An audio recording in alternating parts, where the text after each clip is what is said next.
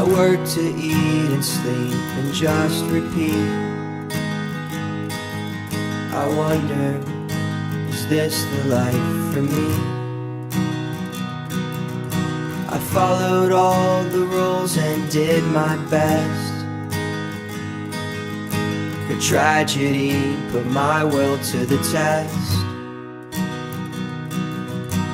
When I found some answers, I spoke up. Then I was cast into the shadows, they chained me up. No, I won't forget the things that they said. And you don't know the places I have been. People say that I was wrong all along. I stayed strong.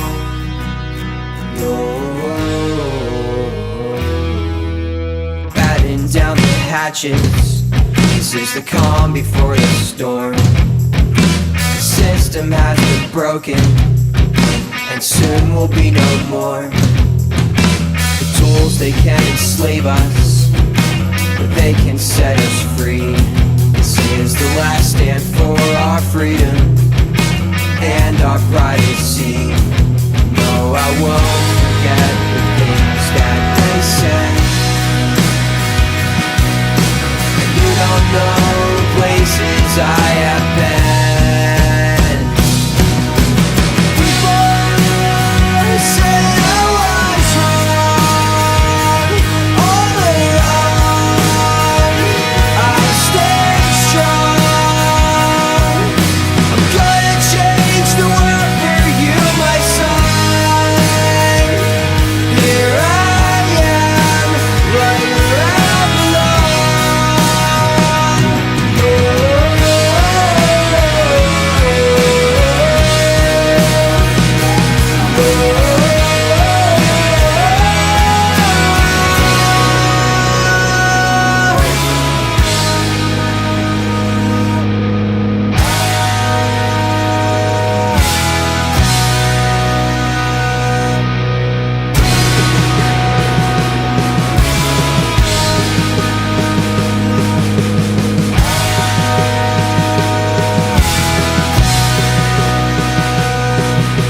Now we have a chance to tear this down, so we can build again and make it sound. People say I was wrong all along. I stayed strong. I'm gonna change the world for you, my son. Here I am, right where I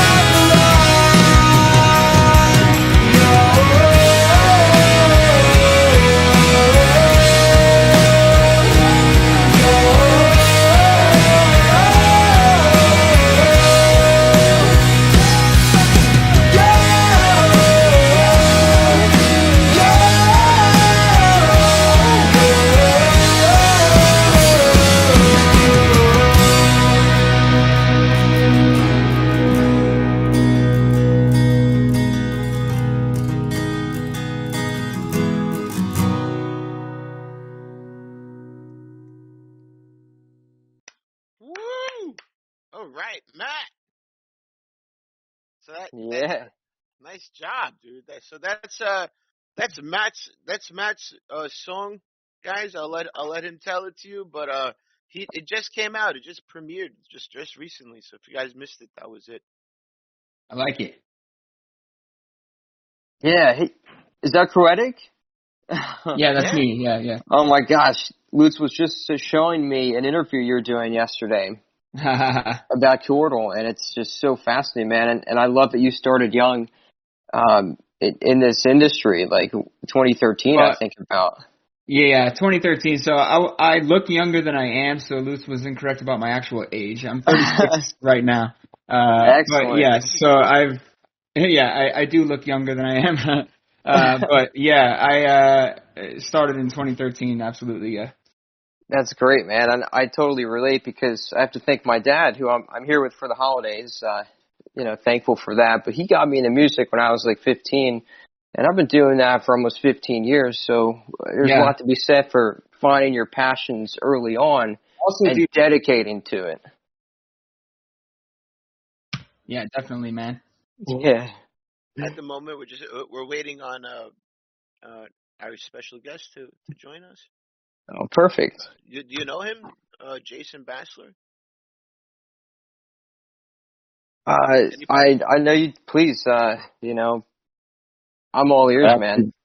I just maybe you've love heard the of the the Free Thought Project or Police the Police. Absolutely. That's Jason Bassler. He's the founder and co-founder in those two projects. Excellent work, man. Another exciting week on the Pirate Chain Weekly Show. Oh my gosh. Well, I don't want to hold you guys up. I see he just got in here. Yeah. Where's our technical analysis, man? Yeah.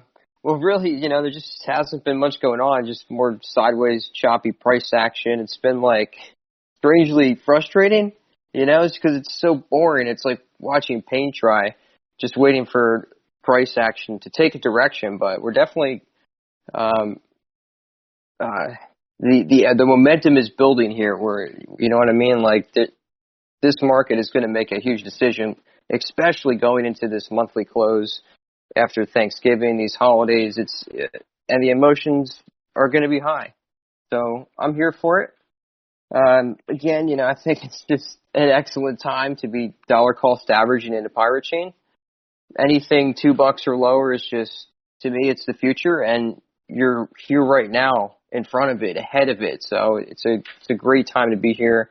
It's a great time to be involved in the market. We've got a lot of experts here coming together on the tech side and the freedom side, and that's what we're passionate here about at Pirate Chain. So I'm just going to leave it at that, Lootz. Anything else?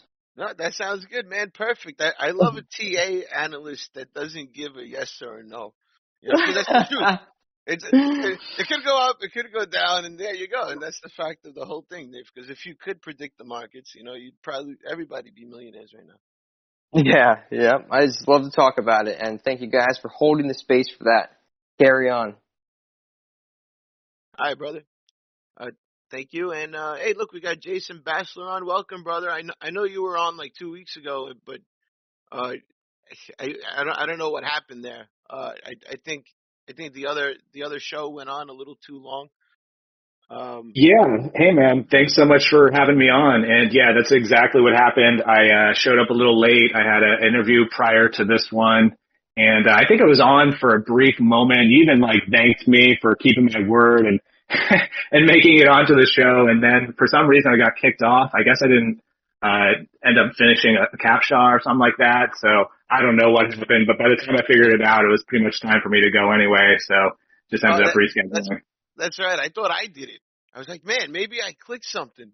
I'm trying to figure out what it was. Yeah, I think it was probably more on my end. We don't use Discord too often. I did a few years back, but I'm kind of unfamiliar with it. So I think it was probably me, man. Thank you for coming back, man. I really appreciate you for doing that. After listening to your interview, I've been researching you a couple of days, and your interviews, you're exactly like us. You're definitely a pirate, and that's why I had that pirate portrait made of you. Appreciate that. That gave me a good chuckle a few minutes back. Thanks, man. Yeah, I mean, I'd like to think so. I mean, if we have the same goals here, I believe that we're probably in the same boat, pun intended. Oh, I bad joke for you.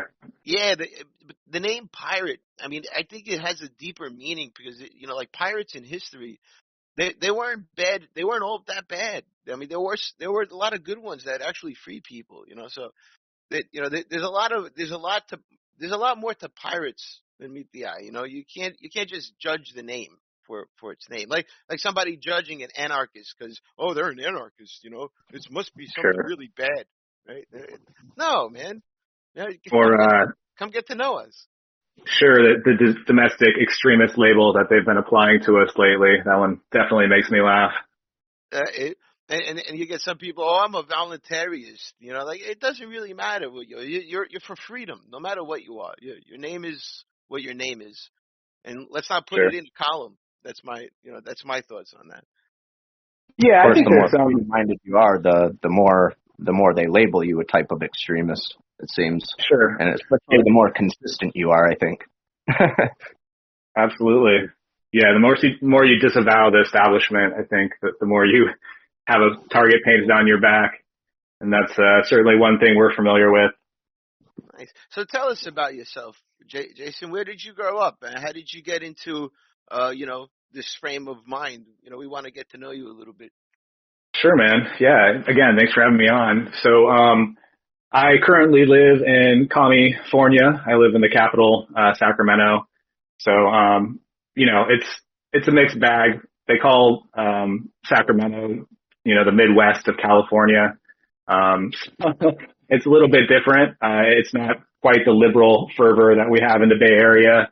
There's probably more of a conservative sentiment out this way, but it's still California, so we still have to abide by a lot of the government, state government nonsense. But, yeah, I grew up in the Bay Area, and I've lived all over the state. I lived in San Francisco, lived in LA for a bit. For a while, I thought music was my path, much like, I guess it was Croetic who was mentioning that a few minutes ago. But, yeah, me and Matt, I think, yeah. For sure. Yeah, well, it didn't take too long, after Occupy Wall Street, which was 2011. So I guess I've been in this world for a little while now, but, during Occupy and a little after Occupy, it kind of caught my attention, all the Occupy Wall Street protests. And I kind of realized that I had really no clue where I stood, with my ideology, with my worldviews, my political stance. So I just took it upon myself to start, researching and doing as much as I could to absorb information. And, like the saying goes, in the age of information, ignorance is a choice. I kind of realized that at that point. So, I really tried to empower myself and, just take in as much info as I could. Around that same time, I started connecting with, some cop blockers and other people who were in the police accountability world, and, started really focusing specifically on that type of activism, because I felt like that was one of the most important, especially after watching the Occupy Wall Street protests and seeing how heavy-handed the police were, seeing them, the police brutality pretty much was just out of hand. It's gotten worse, obviously, since then. But somehow, some way, I got pushed over to paying attention to Ron Paul. I think right around that time he was running for president as well. And I'm really happy that I started going in that direction. Obviously, the left is a bit fragmented now, not exactly intellectually, there's not much consistency there. So I'm happy that I kind of got pushed more into the libertarian world. And me too. Yeah, Ron Paul had a big effect. Actually, Ron Paul is the only one I ever supported. I never even voted before. I hate Sure. I hate the system that much. I don't even want to participate. But RP came out of nowhere, and he was saying like all the right things, man. And I was like, I got to support this guy. Right. Yeah, exactly. I felt like I was a cheerleader all of a sudden. Never liked any type of politician before that. And all of a sudden this guy is saying the things that resonated with me, and he was basically telling us all the things that we didn't want to hear rather than the opposite of what, politicians do. They tell you everything that you want to hear. They make all the false promises and everything. So, it wasn't too much longer after that. I think it was 2012 when I founded Police the Police. And Police the Police, for people who aren't familiar with it, it's mostly an online organization focusing on police accountability. At one point, it was the largest police accountability platform anywhere on the internet. We had nearly 2 million fans. And so, before, I think it was between like 2016, 2018, before our pages and accounts were taken down by both Facebook and Twitter on the same day. We had the largest, police accountability conversation anywhere. Anywhere online, excuse me, let me specify that. But, a year after that, we started the Free Thought Project. So I'm the co-founder of the Free Thought Project, founder of Police the Police. Me and Matt Agorist, started the Free Thought Project, and we had immediately like a bunch of success, a bunch of growth. We were focusing on government accountability, police accountability, drug war issues, censorship, two-way violations. Who knew that many people wanted to think freely? Yeah, right?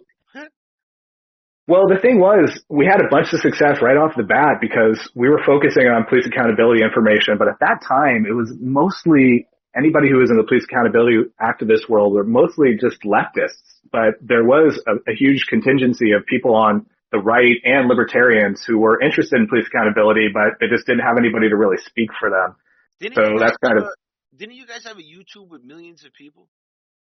Yeah. Well, we don't have millions of people. We had several Facebook pages that had millions of fans. In fact, before we had Facebook and Twitter take down our pages and accounts on the same day, it was like 6 million fans altogether. Is real, bro. I actually wrote, like a tweet to the Congress and governors. Dude, they instantly disappear. They don't even show up. Right. Yeah, that's what Codal can help with, is that the platforming. That's exactly what we're going after, is being able to rebuild the internet. And our next version, 3.0, next month, we will actually be able to do that. So you guys will not be able to be deplatformed anymore. And Jason, this is this is called the Lootz Show. I'm just a guy. I'll let you know a little bit about me. I've been in crypto for about 10 years. I followed so many projects along my journey here, and but I've always had this one goal for crypto, which was everybody's goal at some point. Now it's not anymore. Was privacy, right? Like Bitcoin would be the money that nobody could tell me what to do with anymore, right? And nobody could steal it without me. Without me, no one could see what I'm doing. Like there's so many factors that I thought it was, but it wasn't Bitcoin. And that led me down the road to Monero, and a lot of Komodo technology with Jumbler, and then it led us to Pirate, and now we got Pirate, right? And Pirate now technically is like the most advanced we got at the moment, so people can't see what you're doing, because that doesn't even make sense. They're supporting you. Think about it. They're supporting Bitcoin because they can control it now. It's the only reason why they're all supporting it. Because if they couldn't, it'd still be on the news, and they'd still be slandering it. Oh, only criminals use Bitcoin. Remember when they were doing that? Yes, I do. Or the new one, which is Bitcoin causes ecological damage, and it's a burden on our ecosystems or whatever, and that one's probably even more absurd, right? It's killing our. They're using too much electricity. It's not green enough. Well, I do kind of agree with mining being too hard on the environment overall. That's why minting is much easier on it. Just saying. How much do you know about crypto? I'm not huge into the world. I'm familiar with it. Obviously, there's overlap with our work. And in fact, in 2018, we were actually sponsored by DAF for about 3 months. But I can't say I'm too deep into that world. I would like to be. I'm just so game face focused on what we're doing that I haven't taken the time to really educate myself too much. Well, you found a good spot, bro. Because right. We're all elites here. We've all been here a very long time. Well, I think a relevant thing in terms of Bitcoin, like my concern with the growing police state and us losing our freedom, our financial freedom, you look at things like civil asset forfeiture, and there's really no bigger criminal thief than the police themselves, in comparison to the theft and robbery that goes on in America. But with surveillance coins like Bitcoin, where everything's open and transparent, things like civil asset forfeiture, to me, are going to be easier for the government than ever, really. You look at, things like cash. Most people know all kinds of different problems with cash, but at least with cash we have privacy. for the most part. I mean, unless you get pulled over and the cops find, $10,000 in your car and they decide to just take it on you. But with Pirate Chain, you have such a level of encryption that nobody knows if you're holding it or not unless you want to tell them to, which to me is kind of, I don't know, maybe Jason can relate to some of that kind of stuff. When it comes to civil asset forfeiture, anyway. Yeah, that's when they give your house a name and they say we're suing your house. Yeah. I mean, the house could respond back to you or something. Yeah, I mean, they could just come and take your wealth if you don't have privacy, really. The paperwork actually says, your home against, whatever government agency. Well, yeah, it is. It's your property address is turned into a company, and that's what they do. Yeah. Sir, we brought in the chair. The chair would like to defend himself. Right. So the Free Thought Project, Jason, what do you guys do there? What's that about? Did we lose Jason? Well, he's still in.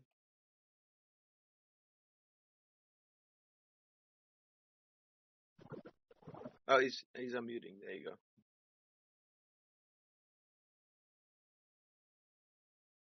No, can't hear him. That's all right. He'll talk. When I think it could be a technical difficulty. Yeah. Always. That's normal, guys. I used to cut it out of the shows afterwards, but I just rather keep the shows raw. It's more natural, more nobody's editing stuff. I mean, just recently I saw a list of podcasters, selling their soul to the devil. Some of them charging like $100,000 for an interview, and I'm like, I would never pay for a fucking. You got to pay me for a fucking interview. How about that?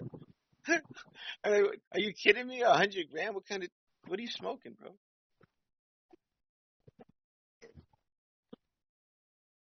You'd be surprised the names on that list. You know them. A lot of them I knew them. I was like, I was really disappointed to see a list of prices. Because that's not what this is about. We're supposed to be educating, we're supposed to be doing this out of the love. Right? That's why I do it. I love telling you guys what I know. It's and then you guys, you learn, and then you teach your kids maybe some crypto. Who knows how far it could go? I mean, they're just a little seed. I think if Bassler was here at the moment, I think he could comment on seeds. He's got this whole thing about them. My son runs around saying "Cordo, Cordo, Cordo." He doesn't even know what it is. Thundercats. Yep. Thundercats. Jason's back. He's got a hand raised. Okay, good. Let me get him in here.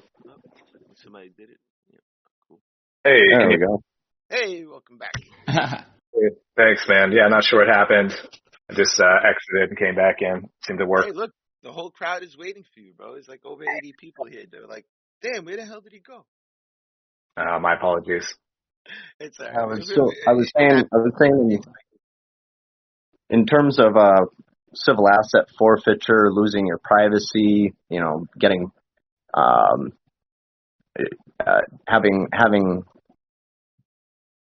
having cash, does still give you a degree of privacy, which the police still often confiscate in the form of asset forfeiture.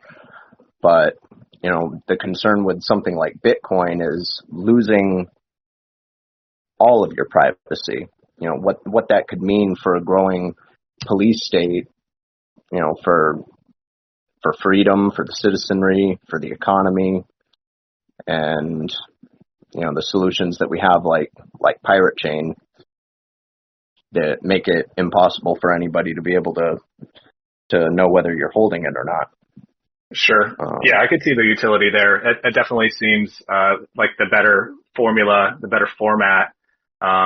I guess that's assuming that, somebody in government smart enough to actually know how to understand the blockchain and access it, right? Which there's some skepticism in that. I was actually approached by an agency, knowing that I was a large Bitcoin miner back in 2016-ish. And they actually approached me and asked me if I would consult for them to help them track Bitcoin transactions. Yeah. So that was the thing. Yeah. So they do that. Yeah. They find people who already know the answers and try to get them to tell them. I said, sure, I'll help, but then they never called, and I never tried to actually help anybody with anything. I just was like, get the hell out of here. Try to bribe you with your own money, right? Right, yeah.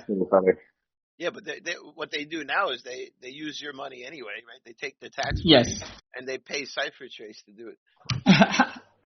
Right. We're going to build a wall, and you're going to pay for it. That's certainly a great point about civil asset forfeiture, though. And in fact, I think we covered an article back in 2015 that American cops actually stole more property than all U.S. burglars combined, which is kind of mind-blowing, And I would love to see the stats, as far as the recent numbers, because I wouldn't think that they're too much further off than that. But I know for sure that year that actually qualified, so pretty unbelievable. Who wouldn't want to be a cop, bro? You steal people's money. It's what pirates do, bro. It's rock and roll. Right. Road pirates. How can we reverse this? I love it. So do you have any links to your project I can look at? Because I'm not familiar with any of your projects. If you have some links you can give me, because ultimately I think that the infrastructure that we're building will actually be able to put your project on top of our infrastructure, and you won't have to worry about deplatforming and nonsense anymore. So I would like to check out your project. Yeah, man, I would love to hear more about that. That definitely sounds interesting, and something that's certainly needed this time. And with all this censorship, just environment, it's out of control right now. In fact, I just got a fact check a couple minutes ago on one of our Facebook posts. Oh God. But it's the freethoughtproject.com. That would probably be the easiest. I mean, we're on, every social media platform you can basically think of. I'm not. So. Discord's the only one I am on. I mean, I have pages on the social media platforms, but ultimately I'm aiming at rebuilding them all. So I really don't care about any of the existing ones. You can have his PGP key if you want. Yes, you can have that, yeah. Are you probably preserving some of your sanity at the same time? So yes, man. Yeah. If I had $1 for every time I yell at my computer monitors, right. I'll be as rich as Lootz. But the Free Thought Project, I like the sound of that. I definitely like the sound of that. Thanks, brother. Yeah, I think somebody had asked me. It's mostly just government accountability, police accountability. We've been big on covering drug war issues over the years.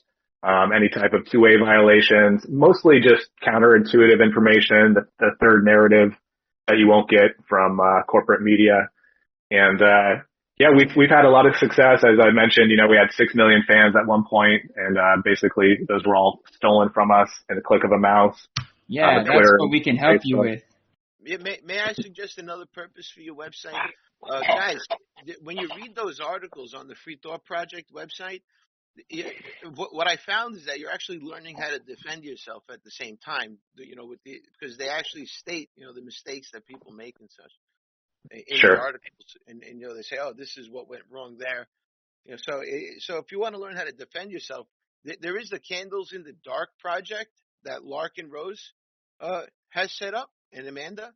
You guys should definitely take that class. And then on top of it, the information that's posted on these websites, like, you don't find them often, but like free, what's that? Free thought. Yes, sir. Yeah. I appreciate you. Yeah, definitely learn, guys. I mean, if you don't learn how to defend yourselves, how are you gonna face your family members, because you're right, you just don't know how to put it in words. Sure.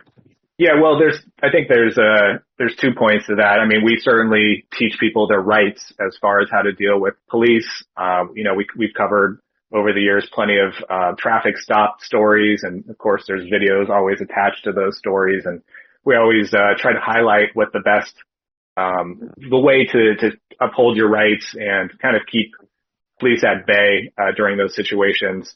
And and then also we're also just we're anarchists, we're libertarians, we're certainly proponents of the free market. So anytime we put out information, we're very upfront, we're very clear about it. Everybody in the news media world claims that they're objective. We are biased. We know we have a bias. Our bias is freedom, our bias is peace, and our bias is accountability. So that when you come to our website and you read our articles.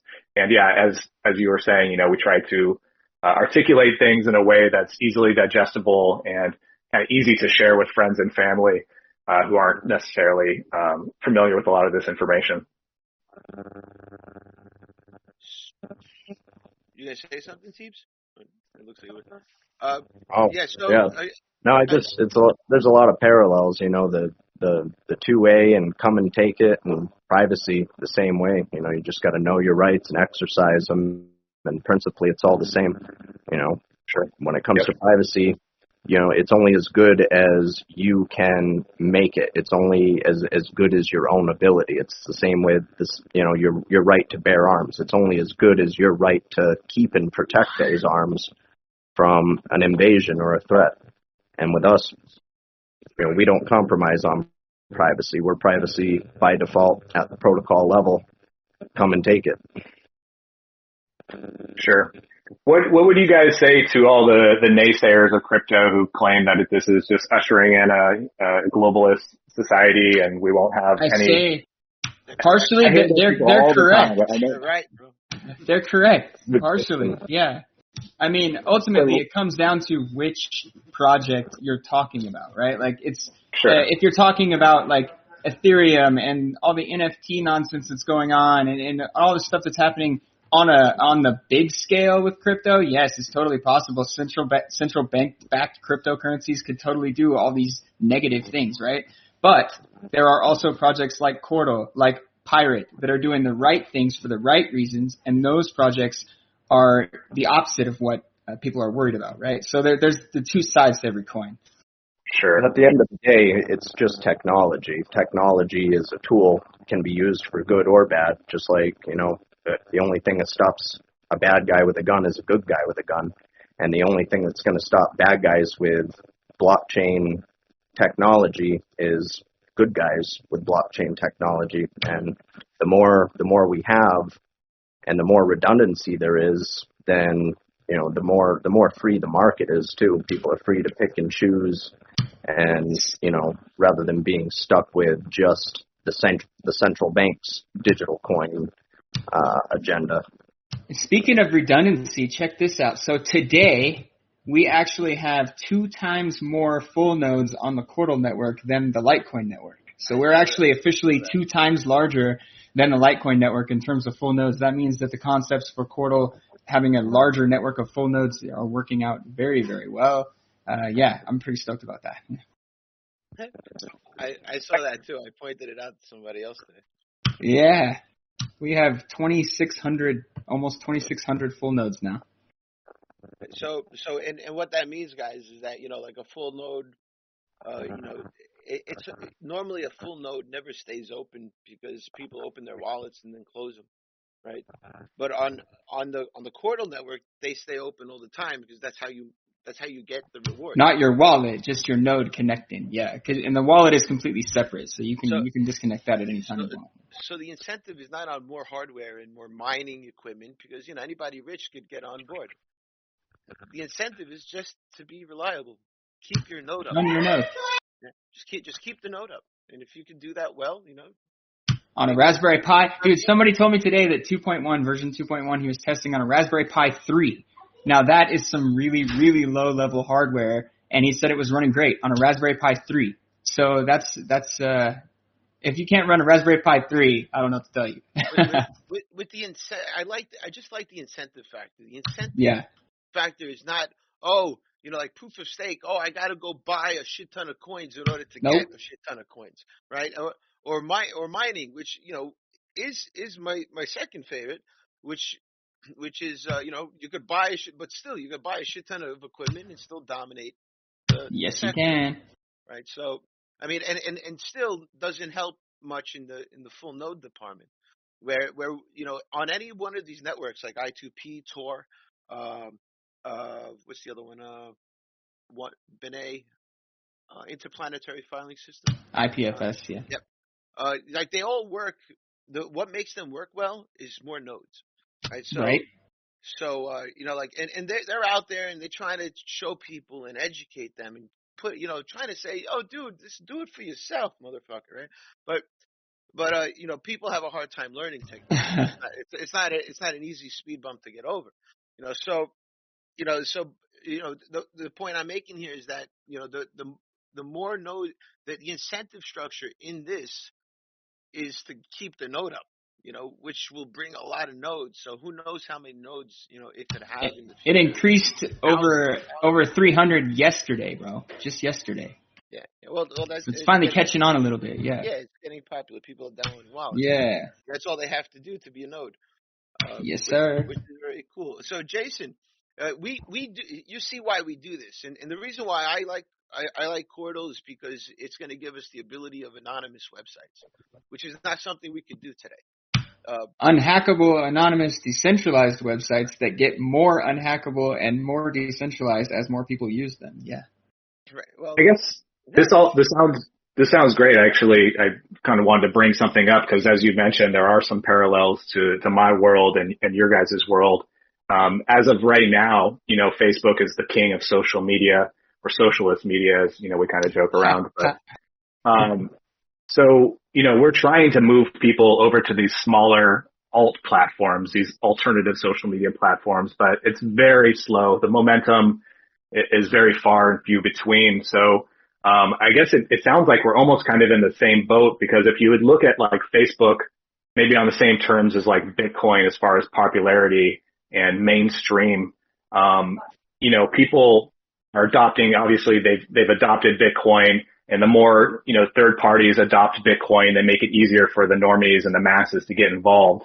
So I guess what I'm curious about is like, how long do you guys see this adoption process taking for something like Pirate or Cordal, where, where we're seeing right now a very slow migration over to these alt platforms, just because if the mainstream doesn't adopt it, the establishment doesn't adopt it, it tends to be very slow growth.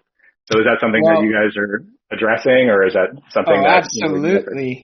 So the thing with Cordal specifically is that you can run it on any computer, right? Whether you buy a Raspberry Pi to run it, or you buy a device from my company that sells specific to Raspberry Pis that are all custom and ready to go, or you buy a little cheap computer and run it on that. It doesn't matter, right? Like, you can run it on anything, and you can get rewarded for doing that as well. So that's the main thing, where we are not just saying go run a node because it's great for everyone, which it is, but we're saying go run a node because it's great for everyone, and you can also earn for doing that too.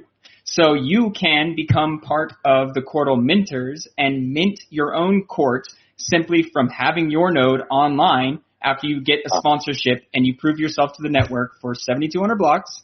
Then you become level 1. You start minting, you start earning court, right? And as you level up, you earn more. So it's not about having more power. It's not about having more nodes. You're one node with your minting a key assigned. As you level up by contributing your time longer, you earn more. So the veterans earn more than the people who just start in, and it continues that way, right? So it's a reward system that will ultimately make it grow quickly, right? It sounds wonderful. Is it targeting like a smaller niche, or is this something that... No, it's literally infrastructure. It's a second platform completely separate from what's going on now. So and eventually we won't even need the internet. We're going to have a mesh network that'll connect everyone. You won't need ISPs or anything, right? Because we're getting rid of all centralized anything. There's no need for centralized anything in Cordal. It's all completely decentralized. From trading to communications to web hosting, everything is completely decentralized. And there's a lot of other networks, Bassler, doing this, like NYC Mesh, right? There's just like this guy he's an anarchist, and he goes around setting up these mesh networks for free, where people could tap into the internet and use it. It's happening now. Gotcha. The answer to your question is it's happening now. No, it And sounds like you guys in are. terms of adoption, I feel like the more and more totalitarian these governments are getting and encroaching on free speech and they're censoring on platforms, it's just going to push people further and further looking for it. So yeah, Sure. in terms of adoption, I almost feel like, I don't know, just in my personal opinion, over the course of the next 4 years, we're going to see massive growth in decentralized platforms. People looking for hedges against an inflating U.S. dollar, while at the same time, probably learning the hard way why privacy with your money is important. And you can't have fungibility without privacy. So, yeah, in terms of adoption, I can only see this growing unless governments magically decide to turn around and go back in the other direction. Right. No, it sounds like you guys are building the future, and all those people who are the naysayers online, asking what would happen if, the government's just pulled the plug on the internet. It sounds like you guys are working on that backup plan. So, I have nothing but respect for that. And the next version that we're aiming for, which is version 3.0, we just launched 2.1 today, actually, so it's a kind of a fun day today. We did that. We're shooting for 3.0 by Christmas, right? And 3.0 will usher in the data storage functionality. So we will actually be able to start rebuilding the internet at that point as a completely sovereign, separate network, right? Do you mind if I ask, to explain that a little bit more? What do you mean when you say rebuild the internet? Okay, so right now the internet as we know it is basically all full of nonsense, centralized servers that are getting hacked, lots of people having ransomware attacks, stuff like that, right? All of that is no longer possible with a blockchain-backed data system, right? So we're using the same technology that all blockchains run on, the cryptography, and applying that to more than just money. We're applying it to the data storage as well. So instead of just using it to secure transactions, we are going to use it to secure data and to secure communications and to secure websites and to secure applications on top of those websites and so forth. So literally everything that can be built on the traditional internet will be rebuilt utilizing a decentralized system where there is nothing to hack, and it's going to usher in a completely new way of thinking, right? Let me explain that in layman's terms. Sure, yeah. He takes out the middleman. Completely. And what it does is it runs locally on your computer. So when your website is running, hosted running, right now if you have a website, you're probably on SiteGround or HostGator or one of those, but that's not yours, right? Sure. But the whole idea, and in Pirate as well, is everything should be run locally, right? So that nobody could take it away from you but you. So nobody can take that down but you. So if it's running locally, the only person that could push the power on that button is you to turn it off. And if it's and in the decentralized way he's talking about, it's impossible to take down. And what I was talking about earlier with the nodes, the more nodes there are, the more impossible it is to take down. I certainly understand that. And, as an anarchist, I could certainly appreciate decentralization as well. I mean, that's what we've been preaching in almost all facets, whether it comes to institutions or just personal interactions, with other people. And I mean, the more we decentralize, the more control we have over our own lives. So I love it. Yeah, and I want to go down, start talking a little more about privacy though, because that's something. If you've heard me speak, when I go speak at conferences, I talk about privacy because all these Cordal, PRCY coin, Monero, Pirate, these are just tools to me, right? To function the way I want to function in life. What do you think our we've lost a lot of privacy over time. I mean, when I was a kid, we've lost a lot more than privacy. I think because of that, we've lost a lot of interaction between human beings.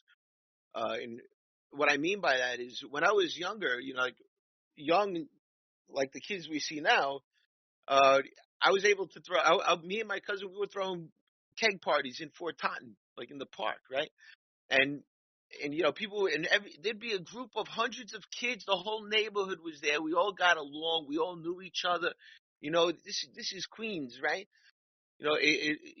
Some people from Brooklyn, some people from Queens, mostly Queens though, but everybody knew each other. It was a great time, and we had good times and bad times and fights, and all kinds of shit happening. And that's an experience to go through when you got older. Now, like Fort Totten is gated up. Kids can't hang out there anymore. You can't go make out there anymore, right? Like kids these days can't go anywhere. There's no freedom for them. And now even more, there's no freedom where, now you got to wear a mask, and now, are you vaccinated? It's getting worse. Like we're losing I feel like they're losing their young lives now. At this point, Yes. we're affecting their youth and the way they're going to grow up in a big factor that no one's talking about. I don't know if it's only me that sees this, but No, it's not only you, man. they're not even going outside anymore, these kids. How are they going to meet people? How are they going to develop a personality? Because that's how they develop a personality. They meet a lot of people, and they find themselves.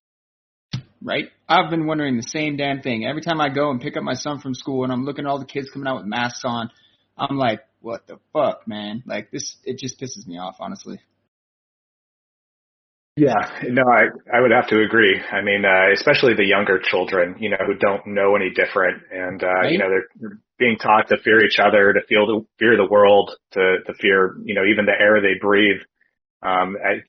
Fear is going to be the backbone of the younger generation, and I think that's kind of what they want to a certain degree. Obviously. Oh yeah, obviously, yeah. I don't know, man. It's so much more blatant than it was when I was younger. Like, sure. I always saw through all the bullshit, right? And I was always one of the ones where I was saying all this shit and people were like, yeah, right, whatever. And then it all became true, right? But I was always the one who saw through all the nonsense. And now it's just like so blatant and in your face. I'm like, oh my God, what is going on? Like, this is crazy. I can't believe this is real life.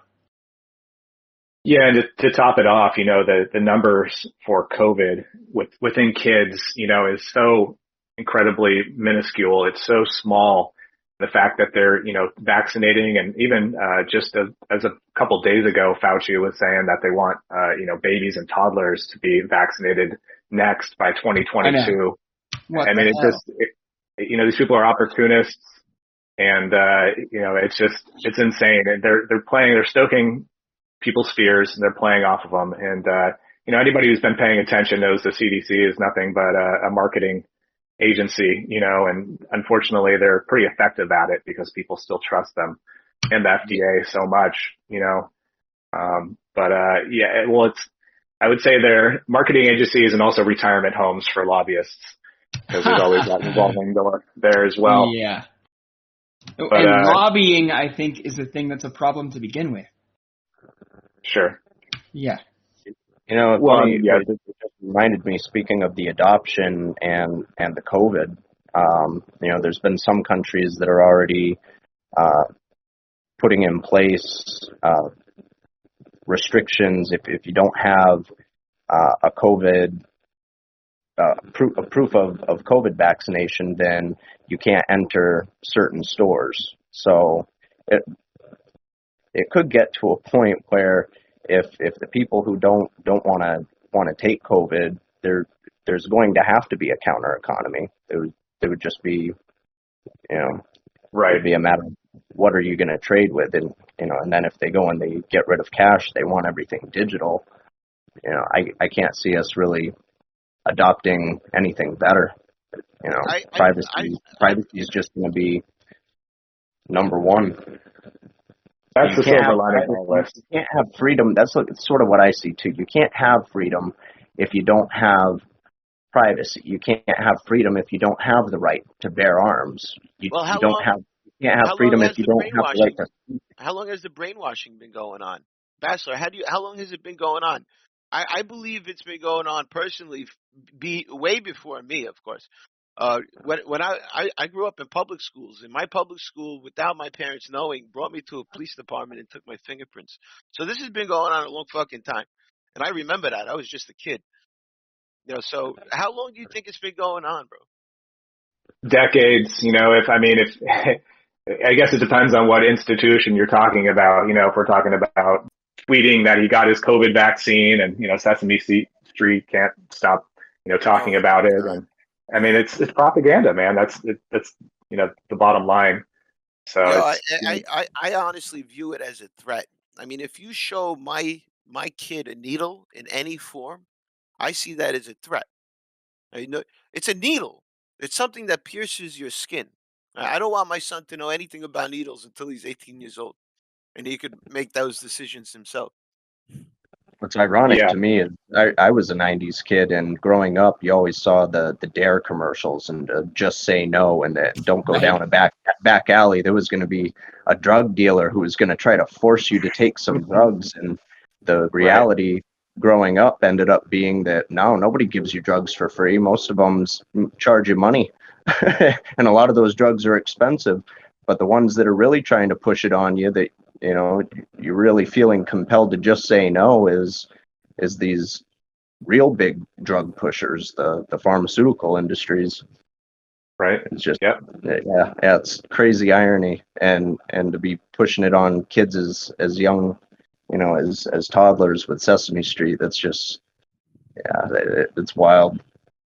Yeah, if the CPS actually did their job and actually protected children, they'd be knocking on the doors of these parents, giving their 5 to 11-year-olds experimental vaccines, and that's not hyperbole.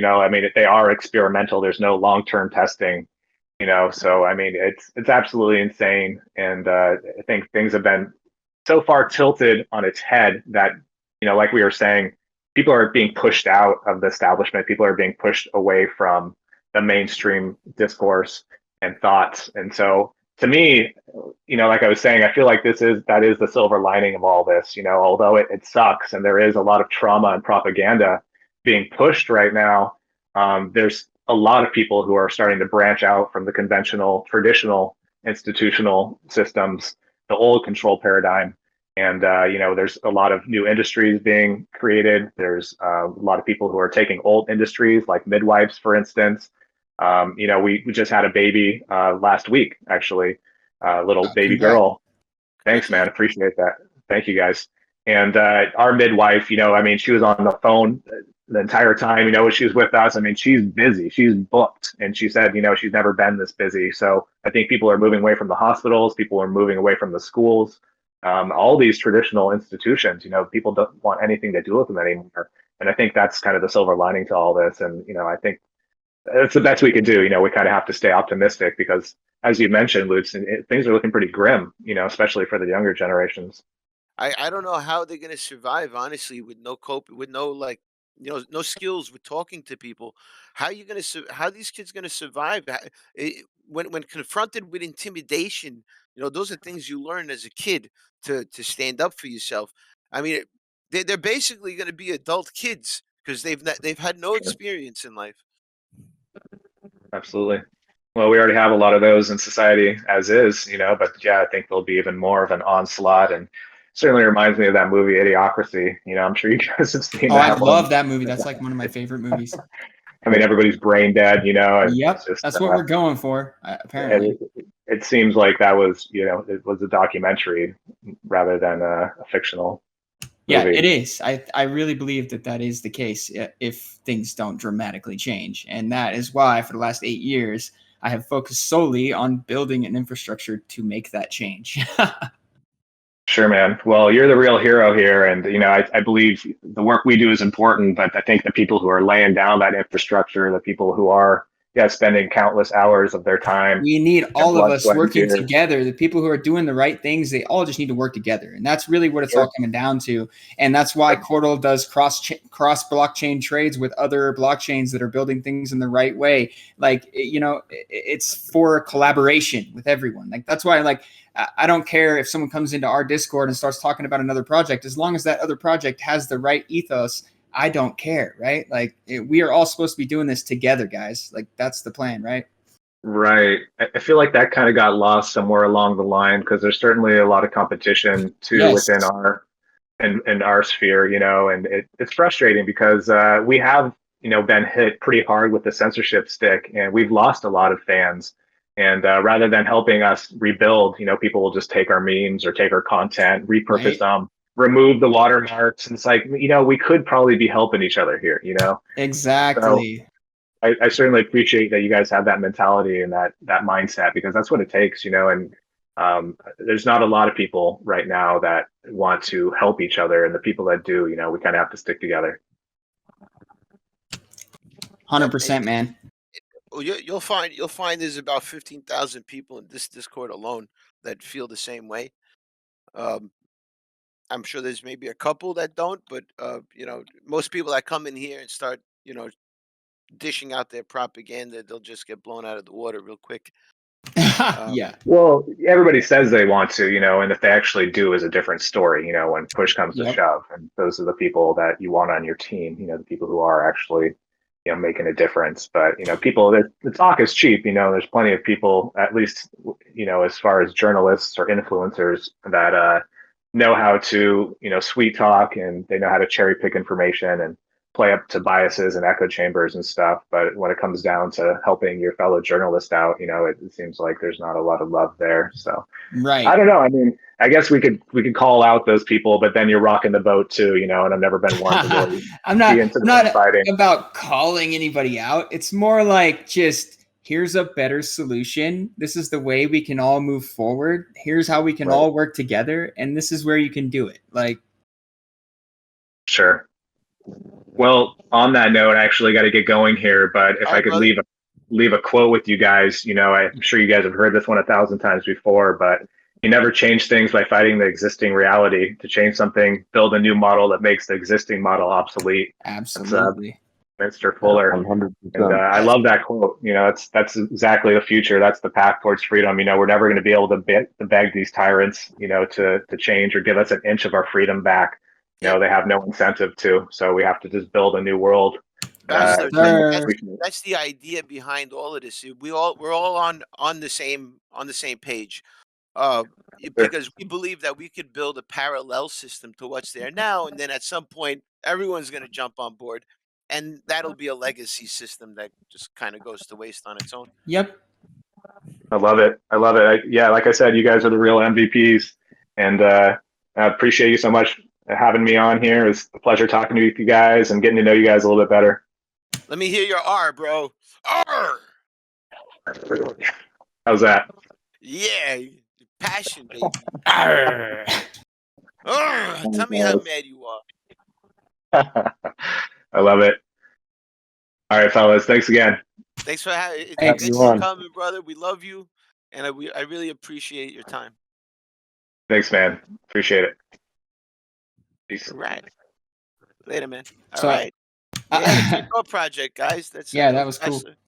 He's definitely the type that would be prone to building his platform on top of Cordal. Yeah. If he was a tech guy, he probably would have built it already. Right.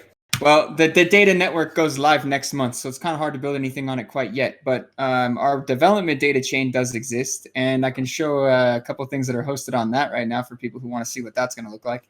But ultimately, I'm getting a lot of questions here. So the ISP alternative portion is not yet released. That is Cordal Mesh Network, which will come down the line. Right now, what we need is larger overall adoption, right? We need more nodes around before the mesh network can really start taking effect, right? So the idea now is to grow, expand the network, then get the data portion done so that people can rebuild their websites and applications on top of the Cordal network with no centralization, with no hacking possible, and then we can work on, once we have a larger scale of actual nodes around, then we can activate the mesh and get rid of the need for internet service providers completely. Yeah. And that's what the little Cortector nodes are for, right? Yes, exactly. Yeah. So those things, all they are is just a Raspberry Pi 4 that we built a custom case for. We built a custom Linux kernel that runs Cordal very well. It's got focus on security and a focus on cryptographic performance, right? So it'll run any wallet really well. So yes, you can also install a pirate wallet on there if you would like to. It's a full desktop computer, so it also does YouTube.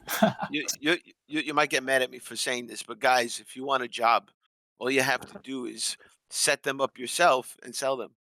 Yeah, it's true. Like, they're all open source. I'll even tell you how to print the case and give you the 3D printer files. Like, the demand is insane. You can't sell enough. Yeah, I know. You can't find the boards somebody who has connections with a Raspberry Pi 4 manufacturer, please let me know. Yeah, because that's where it's getting to. Is we've sold out all the ones that I have. I've ordered another 60 or 80. They're on their way, and they're pretty much all getting sold like as soon as I can get them. So yeah, it's pretty awesome. Things are going well. Get yourself some Raspberry Pis in bulk, guys. Yeah. The image and sell it yourself. Yeah, you could do that. Yeah, absolutely. It's open source. It's open source. I'll even give you the 3D printer files for the cases so you guys can build the exact same ones. Jason's like, come on, man. No, I really don't care. I want them to do it.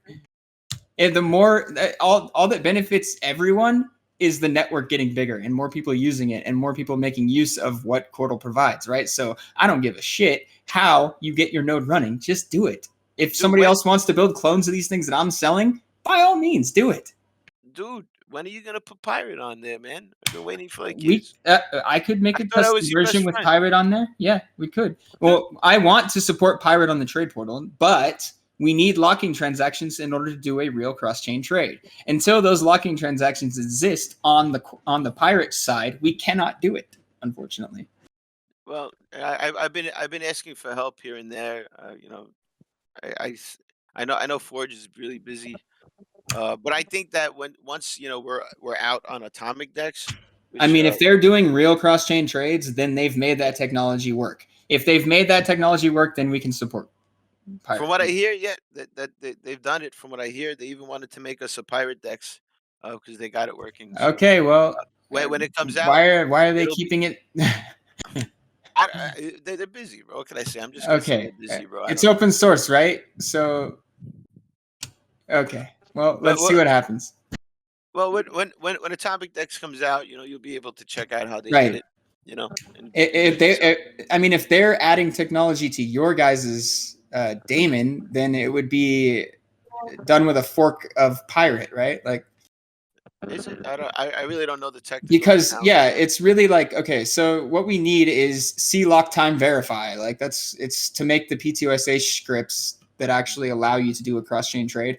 It's just basically the ability to lock coins and access them later based on the time. And it's a technology. Is Shosane a Forge here? Right. Anybody from the team here in the crowd? Yeah, but you guys, the atomic swaps that you guys have right now are not real cross-chain trades, just FYI. There is none now. Nothing's out, bro. Somebody's saying atomic swaps are in the daemon. Oh, in the daemon of what? Atomic Dex? That's possible. They just didn't build the UI yet. It's possible it might be there already. Explain. It might be in the code already, via CLI.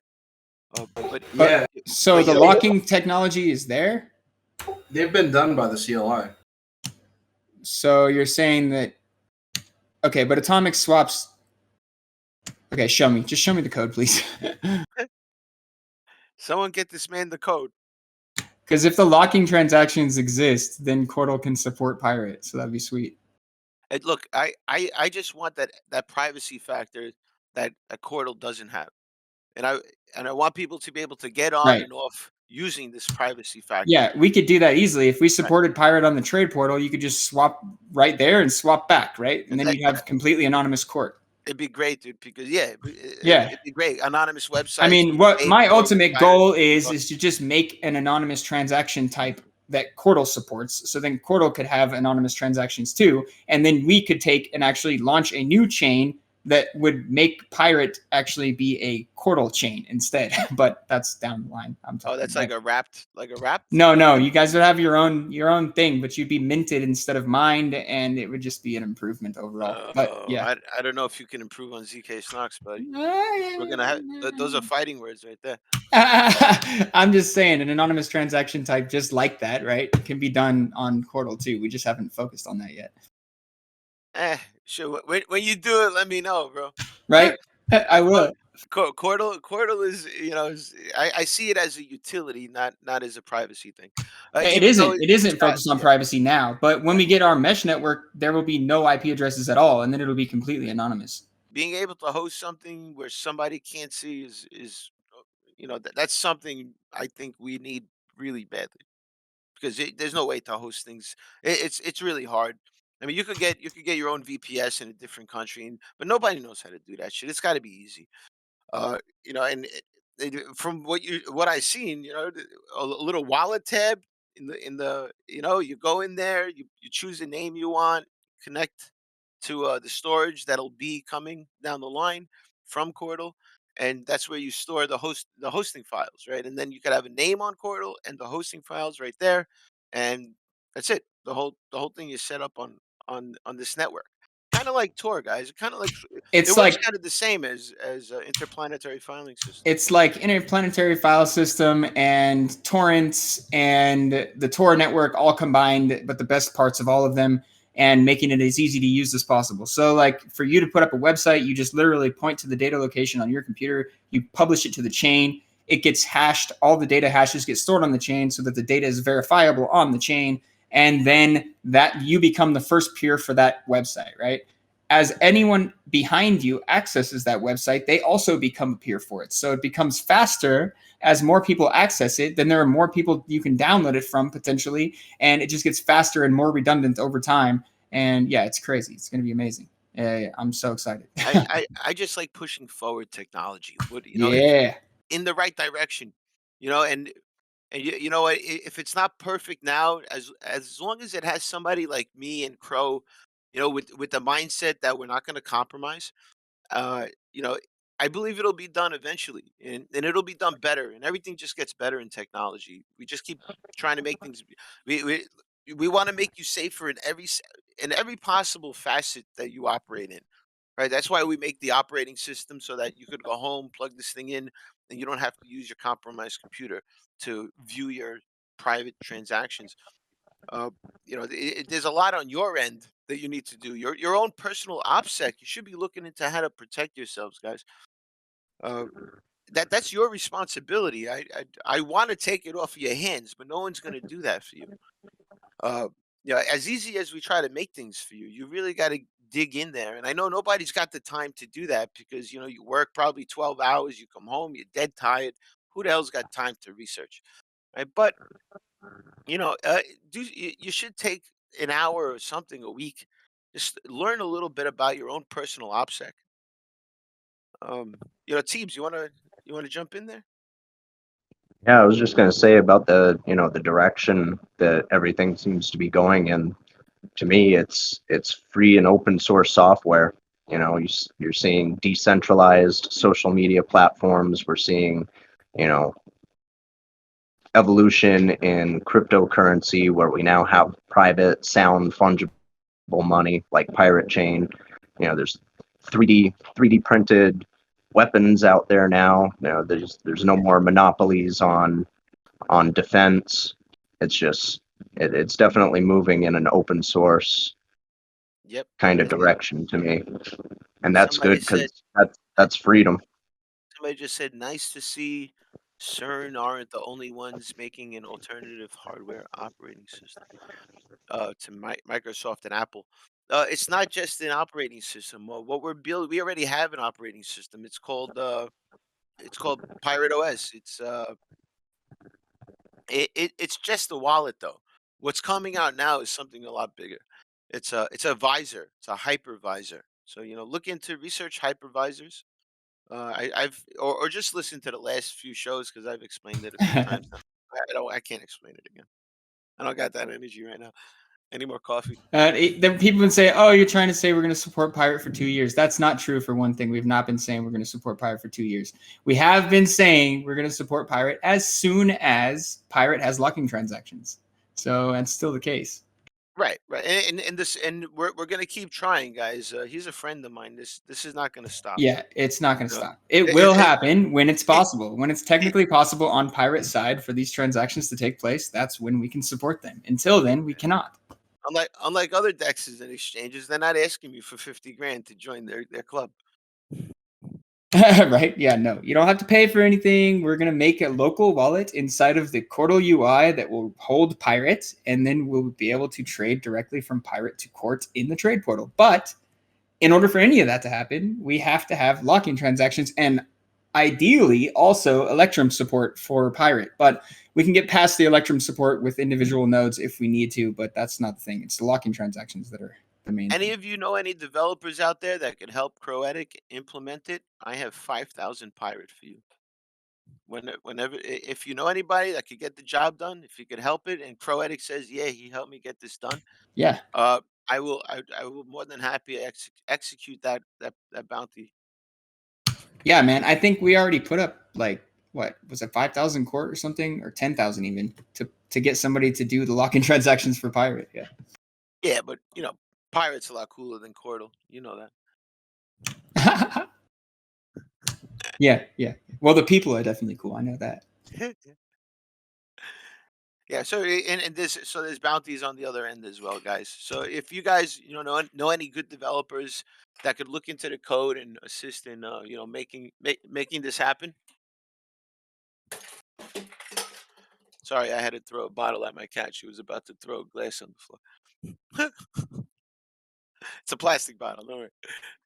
Another person asked, okay, so is Quartal private? No, we do not focus on privacy in the sense that Pirate does. And that's why we're trying to support Pirate, right? So that we can have that privacy functionality without actually building it into our chain, which we will be doing that in the future as well. But that's way down the line. So right now, we would love to support Pirate with the locking transactions that are necessary to do cross-chain trades. Then we will have their privacy with our transparent chain. But honestly, all transparent chains are as private as you make them.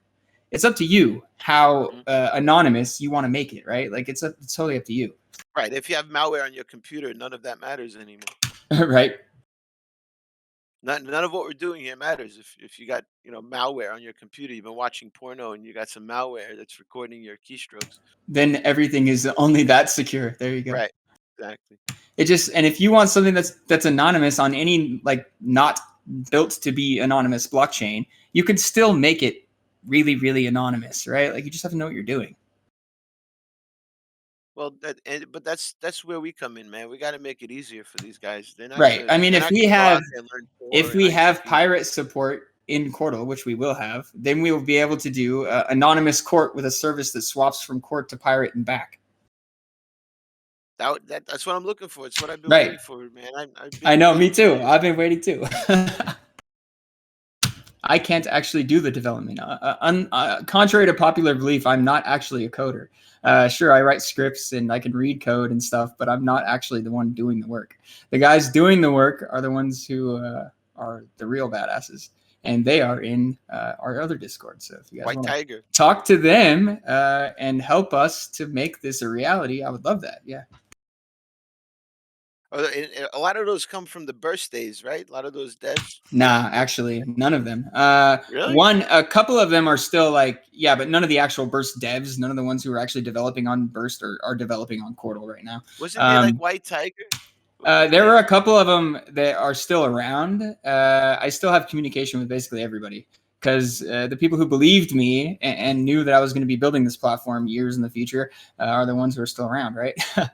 Well, Tiger is the one that introduced me to you, Iron Tiger? Oh, yeah, he's still around, totally. Yeah, he was our original UI developer. He built what you see now, the Quartal UI that exists now. That's his platform. It's completely custom, like everything else in Quartal. Yeah. Back in the day, we were just kids. Right? No, he was real young back then, dude. He's one of my ones I've been working with for so long since he was a kid. Yeah, it was awesome. He's like, oh, this guy will show you how to do it. And then you came on and you're like, yeah, don't use that tool. Use this tool. I made this one. Yep. And you had your own plotter and everything. And you showed me how to do it, man. And, ever since then. Yeah. So what I do is I come to a project and I'll try to make it better any way that I can. Right. And so that's what I've done with everything that I've come across. And until this point, like now I actually have the platform that I've been like wanting to build forever. Like Quartal is the platform that I've wanted to build since I got into the blockchain space. So it's like the platform for me, right? And yes, we will support all other types of platforms and whatever else, but like the decentralized base level that we need is Quartal, man. Like when you guys really start looking into what I'm talking about here, you'll see what I'm saying. Like we are absolutely the infrastructure that we need. Now those founders chosen for Quartal that started with you, those founders are the people that worked with you, right? The last 3 years? The founders are all people who have contributed in one way or another towards making this project a reality. Without them, the project would not be real. Yeah. So let's say I was a founder, which is, I cannot confirm nor deny. What I'm doing, guys, and I really don't care about what's in there. I haven't even touched what's in there. I've just been, getting a few more. I'll be donating that to a charity. I'm me and a friend of mine. He told me about it, the idea, and what we're gonna do is open an orphanage. Uh, he's a great guy. When I had no money, he gave me a job, and he introduced me to this idea of an orphanage. I think it was like almost a year ago, and it's been mulling over in my head for a while. And I'd love to teach children what I know. Even my own son knows all the numbers already. He's only 2 years old. He could point out every color. I've taught him so much so far. Um, he knows his numbers. He knows every single letter of the alphabet. I mean, it's incredible how much they could absorb. Um, where was I going with that? The orphanage is a good idea. Oh yeah, as long as I don't have to actually run it. Well, I was thinking that the node itself, the Quartal, the founder node itself, could help the children.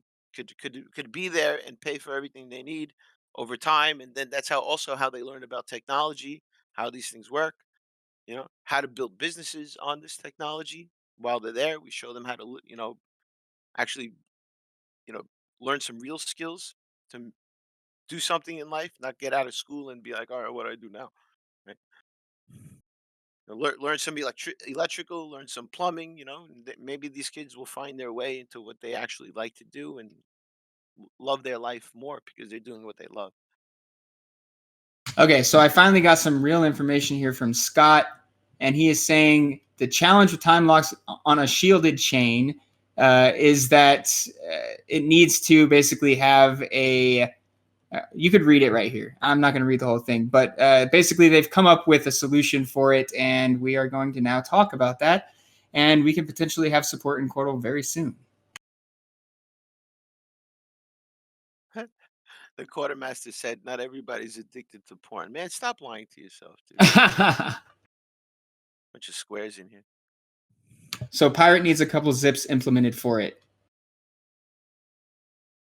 Improvement protocols to Pirate, yeah. All right, I leave that to you guys, man. I don't know about that high end stuff. I try not to think about it, even if I do know a little bit. That stuff is way. I gotta leave some stuff for developers. I can't do everything. I can't be a developer too. Yeah, right. I know. I'm just trying to see what actually exists right now versus what needs to exist, and it seems like it's really close. It says the method for atomic swaps on what is it? The ADEX utilizes transparent addresses in the middle, which I am okay with. I don't know if you guys are okay with that. Is the problem? So yeah. Well, if they're like Pirate transparent in the middle, then there's right. No way to know. Right. It's an R atomic swap. So yeah, it's your guys' own thing apparently. So yeah, we can use that. That's it. Yeah. Awesome, man. Yeah. Get that rolling, bro. So what else we need is so what we use to communicate to the network, right? So what we use to communicate to the Litecoin and Dogecoin networks is Electrum. I don't know. You guys do not have Electrum support, do you? No, I don't think so. If you do not, then we have to figure out a solution for that. But that's a simpler thing to figure out a solution for. We could start by making it so that the people who want to trade with Pirate just run a Pirate node as well, and we can go that route. The only issue with that is that, well, I mean, it's not that big of an issue, I guess. But that would be the way we could do it initially. Cool. And guys, there was a Pirate Decks coming out. I'm not sure if they're still working on it, but my vision for Pirate Decks is only anonymous coins. That's it. I don't even want Bitcoin on there. That's so. I'll call it. I could call it something else, whatever you guys want. But if you guys disagree and you feel that we need surveillance coins on there, go ahead. I'd love to hear why. Uh, but me personally, I feel that it's a little. I know it doesn't hurt, and greedily, it would be more beneficial. But at the same time, we got to draw a line somewhere. This is pirate. We got to draw a line and say, no, we're not going to stand for this anymore. This is the only way business should be conducted, like this. Boom. That's it. Right? Don't. I mean, where do you draw that hard line? Right? If you start accepting it, but then you say you don't like it, I mean, it's a little weird. No. I'd like me personally. I want to help my teammates, and I want to. I want to promote what they do, and that's why in the past I've kind of been for war, but not really. Because I want to support my teammates and what they do, but I'm not big on wrapped coins, and I don't like anything DeFi related. Nope. It's just not me. It's not me. It's not who I am. I mean, so that's why I say you guys do your thing, and I'm gonna focus on being diehard privacy, because if we're not diehard, it's just gonna take longer, I think, for people to adapt it. Like if you don't just put the line and say, "Nah, I don't want that shit. I don't want that surveillance coin. Get that away from me. Get that crap away from me." If you don't do that, people just won't get it. They won't understand what the hell you're talking about. Oh, I thought it was decentralized. It is. It's decentralized. It's not private. You've accomplished what the banks have been doing for years in a decentralized fashion. Great, congratulations. But it's not private still. You made it easier for them to trace you. You just made it easier for them, guys. So I need you guys to really, meditate and marinate on that just a little bit. Yeah. The thing is that real development to get these kinds of things done takes a little time. So yeah, we will probably talk about a lot of things that won't happen for a long time. But I'm telling you right now that within 1 month, well, a little bit longer than a month potentially, but by the end of next month, we will have version 3.0 of Cordal, which will allow people to host websites. So that's going to be pretty awesome. Yeah, I'm looking forward to that. I build websites for fun, and it's kind of like the way I relax. Right? Like piratechain.com, guys. If you guys haven't checked it out, yes, that's me building that website. Uh, but I do it for fun, and you know what? When I build a website, it's my personality I put on that website. People are like, oh, you got to follow these SEO rules. You think I don't know about SEO, bro? Right. Really? I mean, I'm literally certified by Google in AdSense and all kinds of shit. Right. So, and I just did it because I wanted to learn it at the time. I thought SEO was a big deal. And then over time, I really don't want to follow Google's algorithms anymore. Is that okay? Like I, Yeah. I don't care if I don't fall into the SEO thing anymore. It's not important to me. Right? What's important to me is that people see the site. That's it. That's all that's important to me. They and people like read the information and learn what's there. That's it. I don't care about your algorithms. I know more people will possibly see it, uh, especially the wrong people. Yeah, I Right. don't. Yeah, I don't. I'm not trying to be number one on the Nope. charts. And then So people so ask me too, like, when are we going to see a Cordal interview on like NBC? Or I'm like, hopefully never. Like, that's my yeah, goal, is never for that. that would be bad news. So yeah, so the whole idea here, guys, is to localize everything in your world. Everything needs to be localized, and if you see the way the Cordal wallet works, it's kind of I like that it's two separate engines. Yep. You know, one is the core, and one is just a UI that communicates with that core. And I just like that whole that everything works localized like that. Yep. You're only talking to your own computer when you're dealing with Cordal. That's straight up. Right. There's no middleman. You're not going to the, you know, even like, I don't even want to say their services, but there's some exchanges that are touting that they're, you know, decentralized exchanges as well. But you know, the fact is that the order books are on their servers, and the, you know, such and such is on their servers, and Wrapped coins are another thing that, like, yes, they're decentralized technically, but a lot of the wrapping takes place on a centralized thing. Like, I don't know, it's just nonsense. right. Lots of and nonsense involved. and then let me dispel a little something I heard a couple days ago. People like, oh, you know, if now that Pirate has wrapped coins, how different is it than Zcash? You know, because now you have the transparency and anonymity, both of them. So it's kind of the same as Zcash. No, no, it's not even close, right? No. Because that transparency part is not on chain. So yeah, so you know, you may feel like it is, and that may be the FUD you might be dishing out today. Uh, but you know, you can't stop people from adding pirate to their exchanges, same as you can't stop other technologies from creating wrapped coins. Right. It's the same thing. All right, we can't stop them. Even if there are people on the team, if they want to do it, they could do it. I can't stop them from doing it. That's what open source is all about. Like, they can do whatever they want with it, right? Like, And that's what freedom is, right? And the test of time will tell whether these things survive or not, right? Whether if I was right or if right? they were Yeah, right, right? We'll see exactly. in time. Let's talk in 5 years and see where everything is. But I don't play in the DeFi realm. I don't like it. Nope, me either. I'm like, But anybody says DeFi, I'm like, nope, nope. Try again. there are some technologies coming out, guys, that are talking about dark Zk-SNARKs tech, where we'll have like a dark Ethereum, you know, like Ethereum network, but that it's all untraceable. So That's interesting. yeah, it's gonna be sick, bro. There's a Yeah, project that just recently, like, I'm still skeptical of projects that come out of left field, right? right. Yeah, that happens. Yeah. I'm like, dude, I've been here 10 years. Where the fuck you been? Right. And it's like I never even heard of this guy. How is it possible he knows Valbuterin? Yeah. So, and I did my research. He looks pretty genuine. So Okay. yeah, I think it's called DarkFi. Yeah, Dark.fi. If you guys want to check it out, it's a technology. I did join their recent meeting, and they're talking about implementing like a proof of stake coin, which really it really hurt my heart. Um, yeah, but from what I see, all the developers in that technology, that Dark.fi, that's the website, guys, Dark.fi. Uh, they're not blockchain people. They don't know about crypto.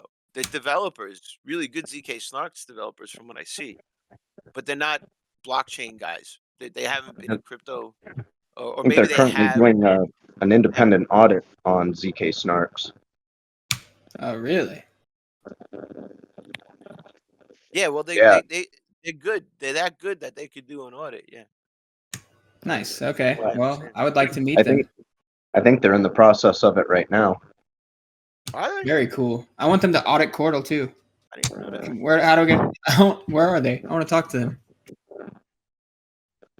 Uh, well, reach out, bro. They're on Matrix server, I think. If you What go now? to the website, they have an invite to a Matrix server. Okay, I don't know what a Matrix server is. Oh yeah, I kind of do. I think I heard about that the other day. Yeah, use Element to get to it, I think. Okay, whatever. Hold on. I did mention to him about Cordal. He just never replied. It's a little like you first look at Cordal and you start thinking I know. This looks like every other fucking project. I know. But you really got to dig deep into it Yeah. and understand it I better. mean, the problem is that every other project looks like us. That's the real problem because we've been around longer than most of them. Like they just don't know it because we've been doing everything quietly until the last year and a half. Yeah, well, that's ever since the NXT days. You've been developing Yep. using NXT technology, and that's an old coin, guys. If you check it out, NXT Yeah. was Then we realized that we needed a new a new code base to start with. So we started with Cora, and then we realized that even Cora wasn't good enough, so we rewrote the whole thing. Yeah, NXT was ahead of its time, man. I It mean, was, yeah. Burstcoin was a fork of NXT, Yeah, guys. it was cool, man. Back in the day, it was cool, but the code base was not that pretty. Like, it needed a lot of tidying up, I could say, to make the developers happy. Yeah, it did have a pretty elite API system. yeah, no, a lot of the functionality of it was really cool, but the actual like to get developers to work on it kind of thing would be like difficult because lots of spaghetti code going on in there. I think That's why the Chordal code base is so pristine and easy to work on. Like, that's another thing that's great about it. Like, is that we made it easy. What did NXT turn into? NXT turned into ARRR, right? ARRR or something. Yeah, like I think so. I stopped paying attention a long time ago. And have you, I gotta see what they're up to. Maybe ARRR. Does anybody know about ARRR in the crowd? ARRR. What they're up to? What are they up to these days? Yeah, dude. And this is the project, guys. I mean, this is the problem. There's so many goddamn coins in this environment. It's impossible to research them all. All right. Right. You know, like if you're not hearing it, from researchers like me, I'm just a researcher. So nothing I say ever should be taken as financial advice. Number one, I just research, and that's how I got into Pirate. And that's how I got into Monero before this, and Komodo, and a lot of other platforms that didn't work out. Right. Because the end dream wasn't there. There was a lot of promises. The dream Right. wasn't there. I mean, that's the thing is that, like, when I told people when I left the Burst community, I told them exactly why I was leaving. And I said I was exactly what I was going to do. Right. If you believed me and you didn't like think I was making shit up when I said I'm going to make a completely new platform and it's going to do this and it's going to do that and it's going to do this. If you believed me, then you're still here. If you didn't, then I'm sorry, but now it's real. So there you go. I remember, bro. Yeah. You found the vulnerability that they didn't find. You tried to tell them about it. They didn't believe you. They said you were fudding. Then they bashed the shit out of you. Oh, yeah. They're still, he's a scammer. This guy's a scammer. Yep. Like, the guy's telling you your code has a fucking vulnerability, you stupid shits. And Yep. and they kept going on like as if it wasn't there. And then, Then I demonstrated it. I demonstrated it by making a plotter that plotted a hard drive that was 8 terabytes, and it plotted it 16 terabytes as according to the burst network. So you could actually plot 8 terabytes and turn it into 16, right? So I showed them that and demonstrated that. You know what they did? Sold it.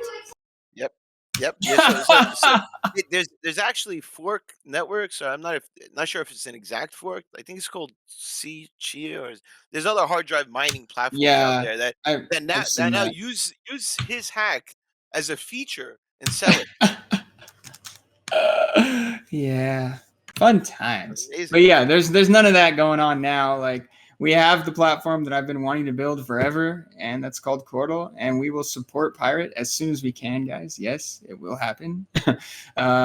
Trust me, like, it will happen. And we've now been notified that it's much closer to happening than I realized. So that's cool. We'll bring that back up again with the developers and see what we can get to. Ultimately, now it's going to come down to whether we want to make Electrum support for Pirate. You guys want to build that or what? If not, then we can work around that, but that would be the easiest way. Well, I could put out a bounty for Electrum support, yeah. Yeah, for Electrum support if you guys want. I'll ask the angel investors and see what they're willing to put towards a bounty for that as well. Yeah, because that would make it so that you don't have to run any other node, just same way like it is now for Litecoin and Dogecoin support in Chordal. So where you don't have to run those nodes, you just have to run your Chordal wallet. Electrum has been on the. I mean, we've been saying we needed it a long time. Yeah, I mean, it's a good idea for the network anyways. So like getting Electrum support would be great. Then we could do the same exact support like we do for Litecoin and Dogecoin for Pirate, and then we would have a local wallet for Pirate, and we would have the trade portal support with Pirate to Court. Have a consensus, dude. A lot of these coins, they're looking for like a consensus mechanism, like the perfect consensus mechanism. Right. I mean, does that exist, bro? I think so. Like that's what minting is, right? Like that's what this was my idea of the perfect consensus algorithm, right? That's what minting is. So if you look into Quartal and see how we did that, that's what I'm thinking is the way that it should be done, right? Like so. Well, in the future, people will be able to create a lot more nodes for themselves, right? So, like, how does that weigh? Like if I have 10 nodes running, right? The amount of nodes doesn't matter. All that matters is your level. So your Well, that's continued not 10 contribution. votes. Yeah. That wouldn't be No, like it is 10 not. votes. No. You get your nodes sponsored. You get your account sponsored, right? As you level up, you earn more. So by creating a bunch of low-leveled accounts, you're actually shooting yourself in the foot because you're going to get less reward each account you create. Makes no sense. So it makes a lot more sense to have one account, level it up. As you level up, you earn more. So running that one account is going to benefit you much more than trying to shoot yourself in the foot and create a bunch of accounts. You know what? You know what? Someone asked me recently. What kind of 51% attack protection does Cordal have? 51%. Okay, so yeah, every mentor can sign a block. Actually, as of 2.1, we've made it so that level 3 and higher now are possible to sign blocks because we had way too many block candidates with levels 1 and 2 being able to sign blocks. So now levels 3 and higher can sign blocks. So any level 3 or higher mentor on the network can sign blocks. As you level up, the potential for you to be a block signer also levels up, right? So it would take basically all of the level 5 and higher mentors getting together and working together to attack the network. And for what benefit? Like, it's just not possible. Like, it's pretty impossible. Yeah. Right, guys. And all the founders are good people from what I've seen. I don't know them all, but Yeah. they look like good people. I know I wouldn't. And that's what, and I believe that's why you chose certain people, right? It's Right. because it needs to start off correctly. It's worldwide for one thing. All the founders are in different countries, and I chose these people that I've known personally for a long time, and they were ones who, without them, the project would not be where it is. So they were people essential to making the project a reality, and so those were the ones who made the cut, right? So yeah. Nice, yeah, and people that have been helping you test this for years, driving Right. me fucking crazy. Yes, those people as well. Yeah. But I mean, ultimately, the influence of the founders is only there in the beginning.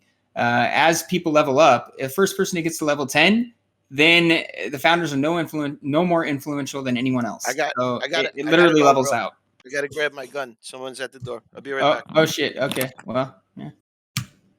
Anyways, I was probably about to take off. Anyways, I don't know. Anybody have any other questions or? Who's that, Lou?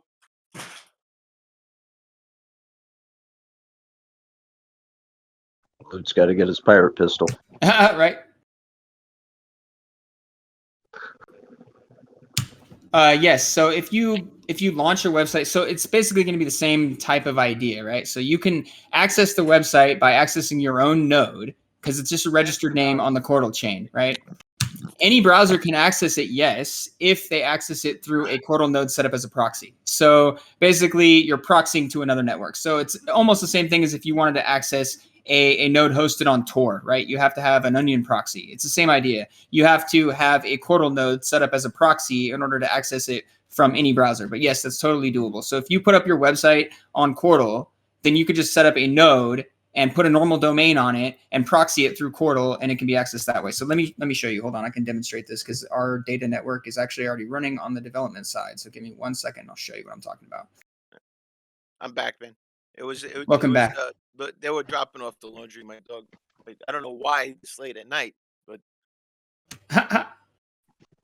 yeah, it's the laundry service was just dropping off. Okay, so for example, this is a website that's actually hosted on Quartal right now on the development data chain. And this is a proxy through a node, so you don't have to have a node to access this. And you can proxy it any way you want, but this is what it looks like right now.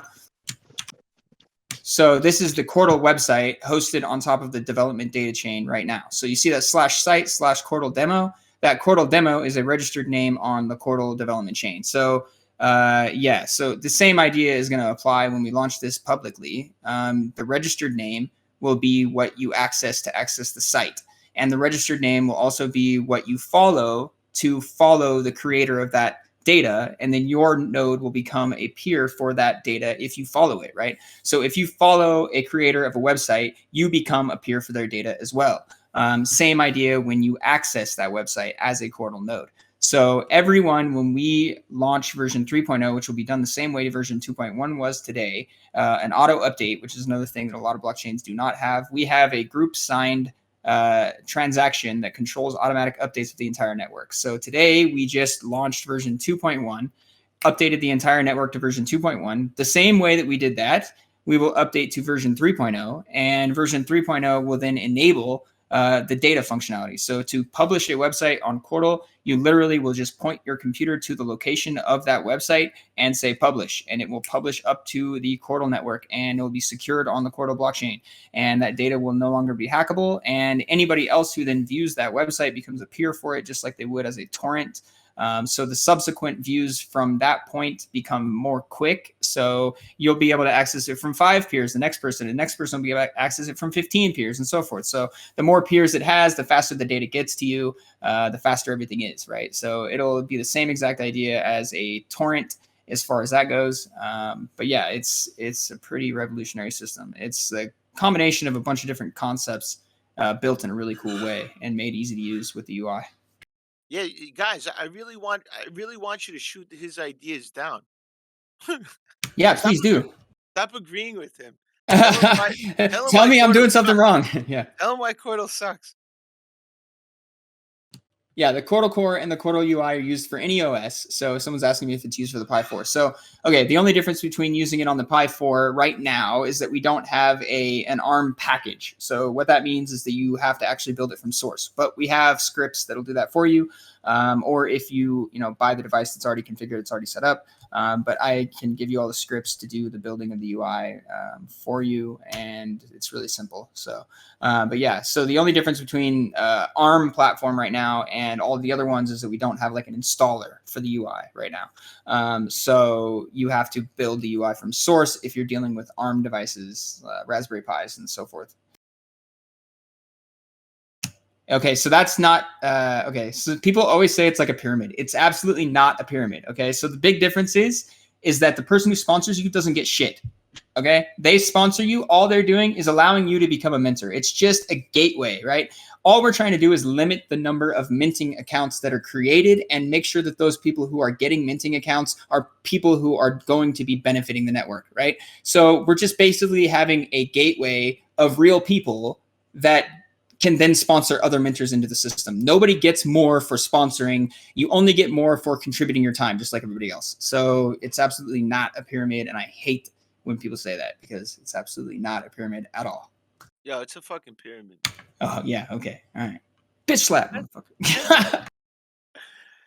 Now, guys, look, even if people do take advantage and create a lot of accounts, they once again, they're just squeezing themselves out. And because that's not the way it works. You're not going to get that much more. And then on top of it, you're doing us a favor. We can say thank you because you're actually standing up more nodes for the whole network.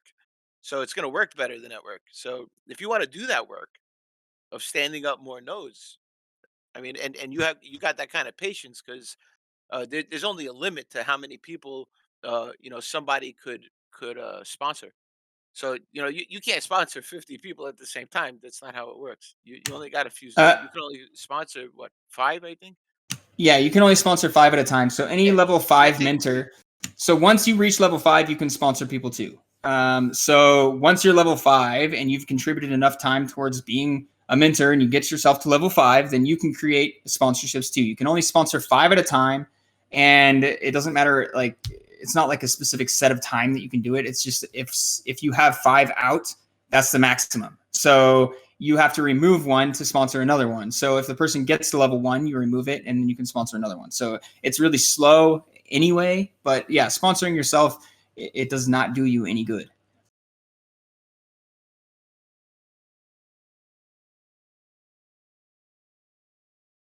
The only reason for sponsorship is to just limit the amount of minting accounts that are created, right? It's just a way to limit it. Yeah. At first. Yeah, at right. first. And then it could Look, you guys should be loving the fact that there's a way that you could increase your minting and mining without having to spend money on equipment. Right? Yeah, you could do it on a Raspberry Pi 3. Seriously, yeah. It's made for poor people. It's made for us, bro. It's made for the poor. Not it's not made for rich people to go buy a shit ton of equipment or a shit ton of coins to make more coins. Right. Yeah, yeah. You're in favor of limiting minters. Yeah. Okay. Good. Limiting minters or mincers, because apparently I might. Well, it's not you limiting it. It's the code limiting it. Right. Yeah. I didn't do anything. It's just the way the code works. I mean, you can't change the way Bitcoin code works. He's just fucking with me. Yeah. That's okay. I'm a fan of being fucked with and fucking with people, so it's okay. But yeah, I personally, guys, if I told him, if I say it straight to him all the time, man. I don't like the fact that there's a block explorer showing numbers. Yeah. But you know, I'm willing to put that aside for now because I know he probably will find a solution for that. Yep. And I'm also willing to put it aside for now because the coin's a utility for creating right. websites. The focus of Cortal was not meant to focus on that yet. Privacy. Because the future is to use a mesh network with our own communication protocol that does not rely upon IP addresses. And then guess what? Everything is anonymous as you want it to be, but yet still trackable if you want it to be. Like, it's all about personal choice, really. Like, yeah, well, you know, Crow, you know, I'm just using you, right? So I can get on Pirate. I can get Pirate on there. Yeah, I know. Yeah, that's fine. Because I know once Pirate gets on there, man, your technology will really be worth it because now you could get on and off. Well, once we get website hosting, I think that'll have a lot of value too. But yeah, totally. Well, you could. That's what I'm saying. You want to stand up a website. You know, you don't want to be sending Litecoin to the wallet. You want to be sending fucking something like Pirate, man, so you can't trace where, when, or who went to. So the mesh network you're talking about in the future, when we do that, yes, we will be. Sorry, I'm answering questions in text. We will have mesh networking, yes.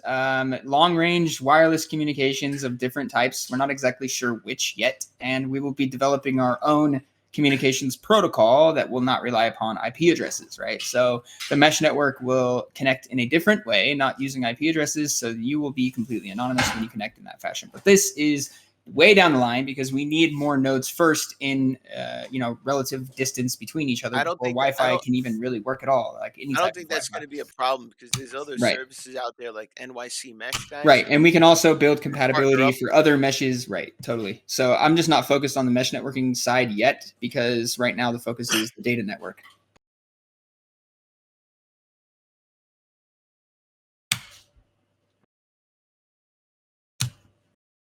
Okay, so the benefits of hosting a site on the Cortal data network will be numerous, right? So for one, you do not have to pay for a domain anymore. For two, you do not have to pay for hosting anymore. For three, you will have an unhackable website, literally. The data cannot be changed by anyone other than you, straight up. And that data is verifiable that it has not been changed on the blockchain. So literally the data cannot be changed. It's the same as literally nobody can send money from your account. Same idea, right? So it's a completely unhackable, completely decentralized, completely redundant form of hosting. So what aren't the benefits is a better question. I'll be putting, when it comes out, I'll be putting piratechain.com on there. Oh, yeah. We'll be putting everything we possibly can think of on there. Yeah. Yeah, it's pretty amazing. Yeah. It's literally like the most idealistic thing I could think of in all different ways, like all put together, right? And I happened to find some really brilliant people that helped me put it together, right? So yeah, it's amazing. So security and privacy is up to you, right? Like if you're talking about privacy, security is built in, right? That's just going to happen by the nature of the platform. If you are talking about specific types of security, you can ask me more in detail about that. But privacy is up to you, honestly. Like at this point, until we have our own communications protocol, I do not think that anything on the traditional internet can really be anonymous. yes, Zk-SNARKs and so forth with the transactions, the way that Pirate does them is absolutely anonymous for transactions. But that does not then provide anonymity for your connectivity, right? So I'm kind of just like avoiding the whole internet right now and going like, we're going to make that not necessary in the future. So you can be as anonymous as you can be right now on the internet on Chordle, right? So as far as like obscuring your IP address, that's up to you. If you want to obscure your IP address while we're still using IP addresses to connect, that's up to you, right? Like you can be as anonymous as you want to be. Well, when you stand up that website, now as long as you're using a VPN, I mean, you should be fine. Right. You should be fine, right? Yeah, then your IP, your node IP will be coming from that VPN, and then that will be the first seed for that data, right? So if you're staying connected to that VPN, your node is providing that data from the VPN, and then that data gets propagated to any node that accesses it. So from that point on, it's anonymous, right? Like it's already anonymous. Yeah. Right. Once it raids across, right? Right. Yeah. It gets redundant more redundant every time somebody views it or every time somebody follows it. So where it originally came from, who gives a shit at that point? Like it's impossible to figure out. IPFS kind of works like that too. Once a few nodes pick it up, it's hard to tell which one it's coming from now. Yes. So as far as what you allow on your node, totally customizable, up to you, right? So whatever information that you follow, whatever site that you follow, or whatever site that you view by default will be on your node. If you decide that you view a site and you decide that you don't want it there, you can easily remove it, right? So I'm not making a big stink about it, guys, because because that initial startup, what's exposed is your IP, right? But I'm not just making that a node, big deal about it because I already have a solution. I don't know if right, exactly. So if you can obscure your IP, then you're good. Yeah. We could add it to Pirate OS so that when you turn it on, you're already obscured. It depends on the VPN that you're using. Like they're asking if a VPN provider can see what's being accessed. It really depends on the VPN that you're using, right? A lot of them say that they don't log anything, Right. By nature, every VPN connection is encrypted, right? So the information going from you to the server is encrypted through a tunnel. But it depends on what the VPN provider actually logs, right? So I like NordVPN. I don't know if they've ever been sued to the point where Mulvad. There's a couple decentralized VPN solutions as well. And, ultimately something like that could be built on top of Chordle as well. Like ultimately it's infrastructure to build everything. And yes, no, I'm not kidding. It's literally infrastructure to build everything. So anything you can think of that can be built decentralized can be built on top of Chordle. Even things that are not decentralized by nature can be made decentralized on top of Chordle. So yes, I mean, a VPN provider, if they are logging information, then yes, they can see who is connecting and they can see, what protocols are being sent and so forth. So yeah, the VPN provider could potentially see the information.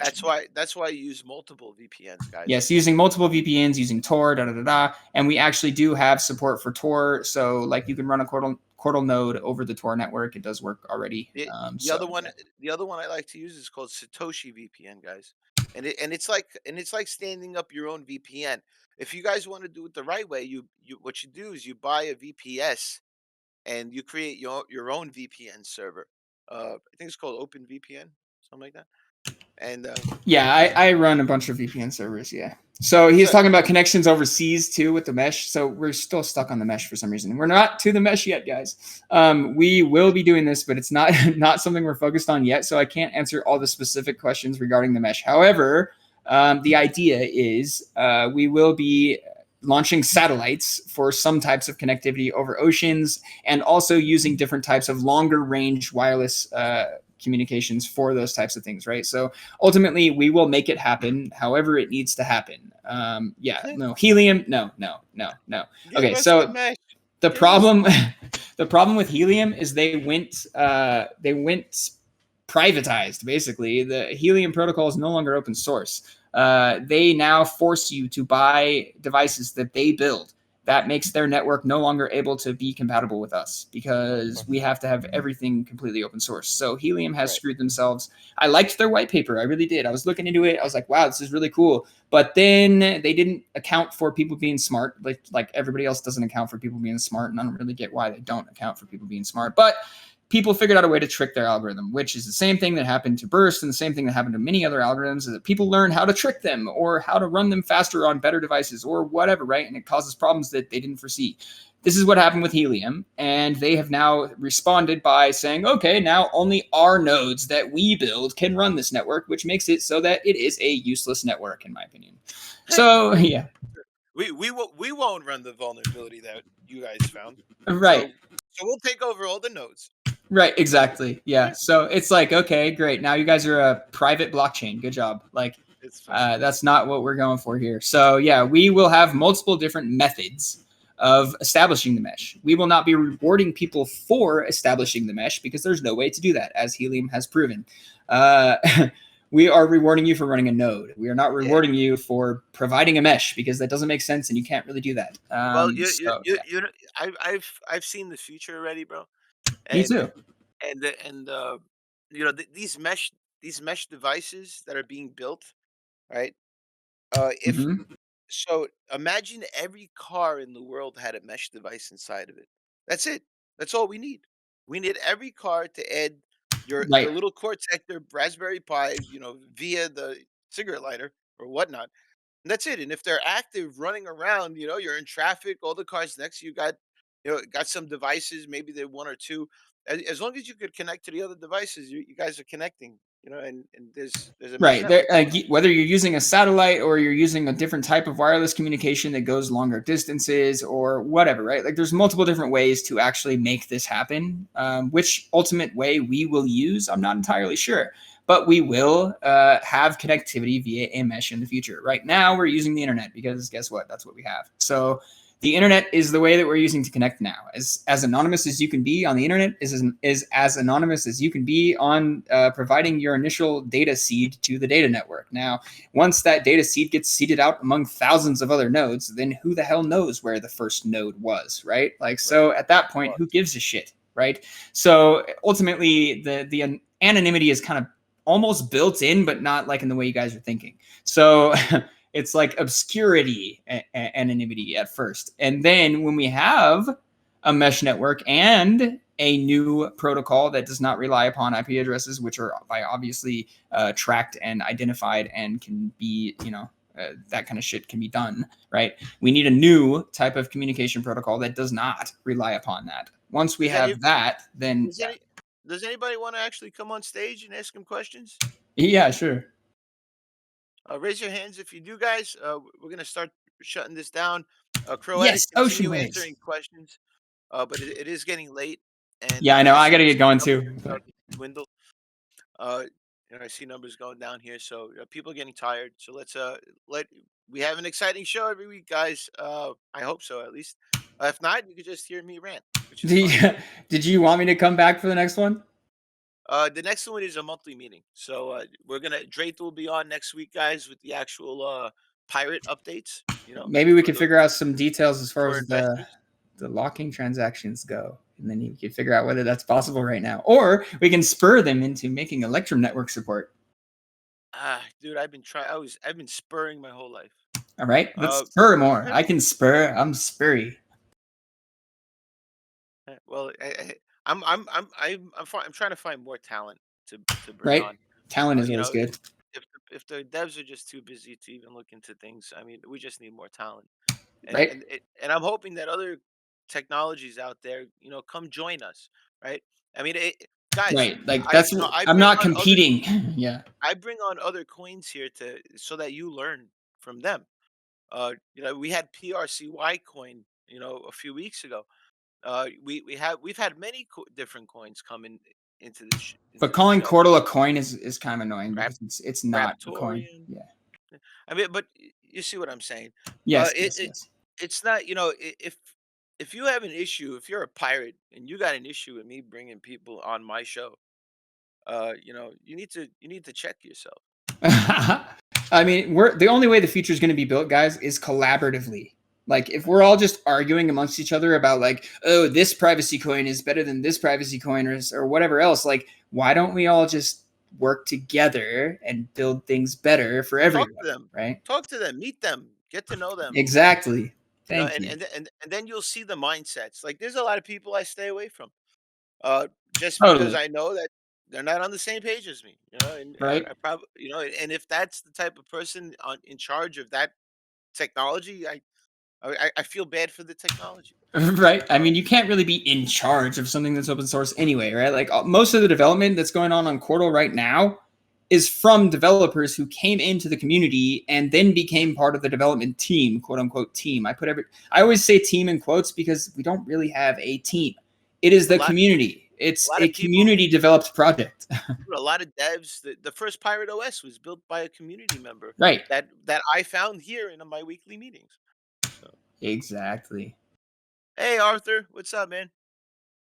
Hello, can you hear me? Love the spelling. Yeah, what's up? Yeah, I had a quick question about the Quartal mini computer. I'm not very technical. Sure, but, yeah, no problem. I saw the link to your website. I wondered, do you post to the UK? Yes, we do. And we actually figured out a cheaper way to do that recently. So, but I do not handle logistics. That's G. So if you get in contact with him, his contact information is at the bottom of the website or also in Discord or Telegram. He's everywhere. So he's the one who can answer that question more in depth. But yes, we ship worldwide. Perfect. Thank you very much. You're welcome. All right. Any more? Oh yeah, we got more people. Look at this. This is great. Invite. Invite. Hit the little accept button at the top, guys, when you get the invite. If you raise your hands, there you go. Hello, this is Amy. Lootz, I met you earlier this year at Acapulco, but yeah, I've got some questions on Quartal. Sure. And yeah, I just want to say I love the whole new build the internet thing, and I definitely need to go read about Quartal some more and learn more about it. But like the questions that keep on popping in my mind, and again, I'll take this home as homework and go read more about it. But right, it's like there are things about like when you're talking about data storage, the thing I worry about like from a security standpoint. And again, I have a high level understanding, so again, not so much I'm not a security expert, right? Yeah. So like what I've heard is it's not so much the data in transit that you have to worry about from a security standpoint, but data at rest. But then again, for like a simple website, but then, if we're getting into like rebuilding internet with like full scale applications, I might not want all my data on chain, right? Like if I make one editorial website, that is possible, right? So so initially, right, we're doing only client-side data, right? So you'll be able to do JavaScript, HTML, right? So anything that can be written in those languages can be hosted on top of the data network at first, and all of those will be hashed, and the hashes are stored in the data chain. So not the data itself, just the hashes of it. And also we will be able to do off-chain data and dynamic content and stuff like that in the future. The initial one, because that requires a lot of sandboxing and stuff so that it doesn't mess with things that it's not supposed to mess with. So at first, we are doing client-side data only. So JavaScript, HTML, all the things that run on the client side, right? So it'll work very well for that. There's not as much sandboxing that's required for that. And we can do a lot of programming and a lot of application hosting and a lot of web hosting with just that. But we will in the future have support for backend languages and dynamic content and stuff like that. But that requires a lot more development and a lot more sandboxing and making sure that everything is doing only what it's supposed to be and nothing else, right? So at first, it'll be a little bit more quote unquote simplistic, but even with just client-side data, we can do a whole shitload with that. So if that answers your question. Yeah, that's great. And again, I'm totally excited about the whole build the new internet thing. And it's sort of like, well, how do you, do it in a decentralized manner? Like, do I trust Joe down the street to hold my data privately and securely, So I love it. Yeah, I mean, so the first type of data that we'll be doing is public data only, right? So it's data that is meant to be public, right? In the future, we will also do private data, but then that will also open up the data market, where you as a data node will decide how much your data space is worth and put that data space up for someone else to then purchase and utilize as a redundant storage node for their data, right? Private data. So at first, though, the first iteration of the data storage in version 3.0 will be public data, websites, and client-side content only, right? So a lot can be done with that. A shitload can be done with that. But then we will get more in depth and go into private data and dynamic content and stuff like that, and also allow the data market to open up and so forth. So. Cool, awesome. Oh, G is now in the group. So G, this is G Factor. Mm-hmm. He is here now. He's the one who handles logistics for Croetic.com, so he is my business partner. And if you have any specific questions regarding shipping, you will be talking to him. The G.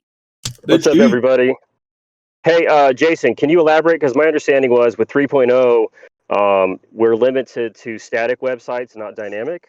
Or did that change? Correct. No, yeah. I mean, what I mean by static is client side, right? So anything that can be run on the client side. So if you're writing an application in JavaScript, that's totally possible. So people don't understand the differences between dynamic and static content. There's really no differences when you're talking about a website other than like tracking cookies and stuff like that. That's dynamic, to where you can go to that website and the same person can see something that's different. That's what dynamic is. So it's really not going to be something that people are really going to notice when you're talking about dynamic versus static content. Almost everything you see, like you saw the clone of the Quartal website on the data storage, it looks identical, right? So there's no real noticeable differences for most people in most use cases with typical websites and stuff like that. Especially, I mean, yeah, it's going to be basically what you're used to seeing when it comes to websites. The only things that are different with dynamic content is to allow individual users to have different looks and functionality on the same website as someone else, right? So that is dynamic, and that is something that we can do later. Okay, so my follow-up to that is, for example, Croetic.com. Is that something we can take off within 3.0? Yes. It's a basic website, right? The only thing that we would need to worry about with Croetic.com specifically would be the payment processing, since we're allowing payment processing done with PayPal, right? Which is a centralized thing, and dealing with fiat. We would have to figure out a way to make a plugin that would activate the PayPal stuff in JavaScript or something like that. The only thing I'm worried about is payment processing, honestly. If we accept crypto payment processing, that would be a lot easier because we can just develop our own plugins for that. But as far as like something like PayPal is the only thing where I'm like, I don't know. We would have to develop a plugin that communicates with the PayPal API and do it in JavaScript so that it could be hosted on top of Quartal. But we can actually host the majority of the site on. Yeah, but the way the site works, that dynamic, static, don't get caught up in all that, please. Right. That's not the important part here. The important part here is that a business could put up a website and transact on it, and not know who the other person is, you know, their name or anything, and that's what we need. And look, it's not unknown. IPFS has the same setup. You have to only code the site in just CSS, HTML, and what's the other one?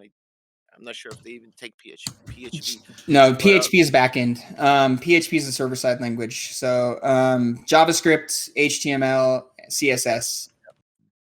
Yeah, those are client-side languages, and those are all going to be possible immediately. Right, and that's very common though, because Tor has the same thing with Onion sites. I2P has the same thing with Eep sites, right? So it's a very common thing if you know. And thank you for the question, Amy. And I do remember you. I was very drunk though. Did I behave myself? You're awesome, Lootz, as always. As long as I behaved myself. Guy. All right. So all right, guys. Anyway, yeah, we'll be able to host basically everything, man. To answer like in a straightforward way, yes, we will be able to host the majority of the sites on Quartal, but the only thing we cannot immediately host is the payment processing, which I'm sure we could build a JavaScript or if there's not one already for PayPal and just implement that instead. And yeah, it's just right now we're using a plugin that is a plugin for WordPress that's probably written in PHP. So that's a backend language. So we would have to just get the same thing built in a front end language, which may already exist. I just have to do a little bit of work, right? That's all. A little bit of work. This guy said a little bit of work. Yeah, a little bit. But the majority of the site, all the content, everything else, yeah, that's totally possible immediately. That's cool. Exciting times. Well, I don't want you guys to focus on the word immediately there, because things take a long time to happen. Well, I mean, when 3.0 launches, it'll be possible. Yeah. Right. Well, it's building. I'll give you that, man. I've been waiting. It's been about 3 years now, this project. And you have longer than that, but yeah. in there, and you're actually doing atomic trades, real atomic trades, and you got a messaging function in there, and so it's growing. I see it. the first thing you gave me long ago to test was it didn't even work right, man. Nothing in comparison. I Yeah. gave up. I gave up so many times on using it. It was like the Agama wallet for me. I was like, "Fuck! I just can't get this fucking thing to work right." And Yeah, you know what? now I'm so it's tired so of easy to fixing it. set up. Now we got automatic bootstrapping. Like to set up a node takes no time. You get synchronized in like 20 minutes. It's fucking way easy now. Yeah. It's been ironed out. And that's Yeah. what all technology needs to get ironed out. I mean, it guys. was from scratch tech. It wasn't like something that we fucking like cloned from somewhere else and we were making improvements on it. No, we wrote this all. So it was something that there were some bugs in the beginning. We had to work them out. You know, that's how it goes. Now, you said it was written from scratch. Now that's very unique in itself because a lot of coins are forks and technologies are forks. Why? Like, how did you make it from what code is it written in? Is it Rust? What? It's How written did in you do that? Java. So initially we started with a clone of Cora, but we realized quickly that the Cora code was not up to par and would not really work. So we've kept a couple of the transaction types from Cora, but that's about it. Everything else has been completely rewritten, the database engine, the networking engine, everything. So it's completely from scratch, written in Java. And we chose Java because it's natively cross-platform. I've already run a node on my phone. We're able to run nodes on Raspberry Pis. We're able to run nodes on Mac, Linux, all of them, you know? Man, So, dude, right. if you get nodes on phones, we're Oh, gonna yeah, have dude, it's already the possible. network is gonna grow exponentially. I If we know. get So that all node. we need is an app developer to make our existing top-only nodes, which only takes 700 megabytes of space to run a technical full node on a phone, right? We could totally do that. And then you could mint on your phone. You could trade on your phone. You could do everything that you can do on the Cordal network on Mining your on your phone, phone. right? Yeah, minting. Mining, whatever. No, not whatever. Minting is totally different. Not mining at all. This guy with his vocabulary. It's its own protocol that was built specifically to do what it does, and that's it. Yeah, I think of it like the next generation of proof of stake. Hell no, it's not the next generation proof of stake. It's absolutely not that at all. It's a way to prove that a node is online, synchronized, and connected to the rest of the network. Why don't you tell us about those mesh networks again? Yeah, we're not talking about mesh networks anymore. Fucking guy. All right, I gotta get going here. So, anybody else have any questions? Or I love messing with him. Yeah, right. Everybody does. It's the thing. We got Thomas. I invited you in, bro, but you got to accept it. It's a little green button at the top. So yeah, just to clarify, we can ship virtually anywhere in the world. We got clever with some logistics dealing with Australia, New Zealand in particular.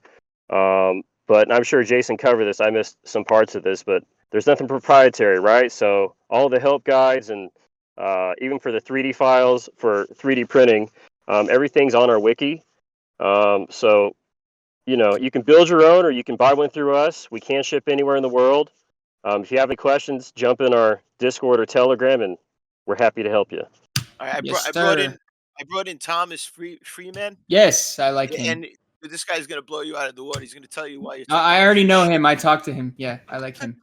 How you guys doing? Hey, how are you? Doing fine. Say, it's been a while since I've talked to you, Lootz. How are you doing? What's up, brother? I'm all right. You know what I still got on my phone? I still got that. Still have that in your phone? I still got it in the phone, but I pulled it out. I was like, what? I was like, I totally forgot about this. That's changed an awful lot since last summer. But what I wanted to say here was that, Crow, you keep saying that you can do so much and most of the websites can be ported over, but all it takes is a membership form. I mean, you say that you can only thing you can't do is PayPal, but there's a lot of things that require form inputs, and the only thing that can process those inputs is a back-end server. That's what problem that IPFS has, and you're right, Lootz. It's almost identical what you're proposing, Crow, to what IPFS can do currently. So I am very curious how you can decentralize a server-side response. You're absolutely right. JavaScript is the way to do it, but I don't know how much you can process in terms of adding to a database that allows somebody to access a website and a membership form.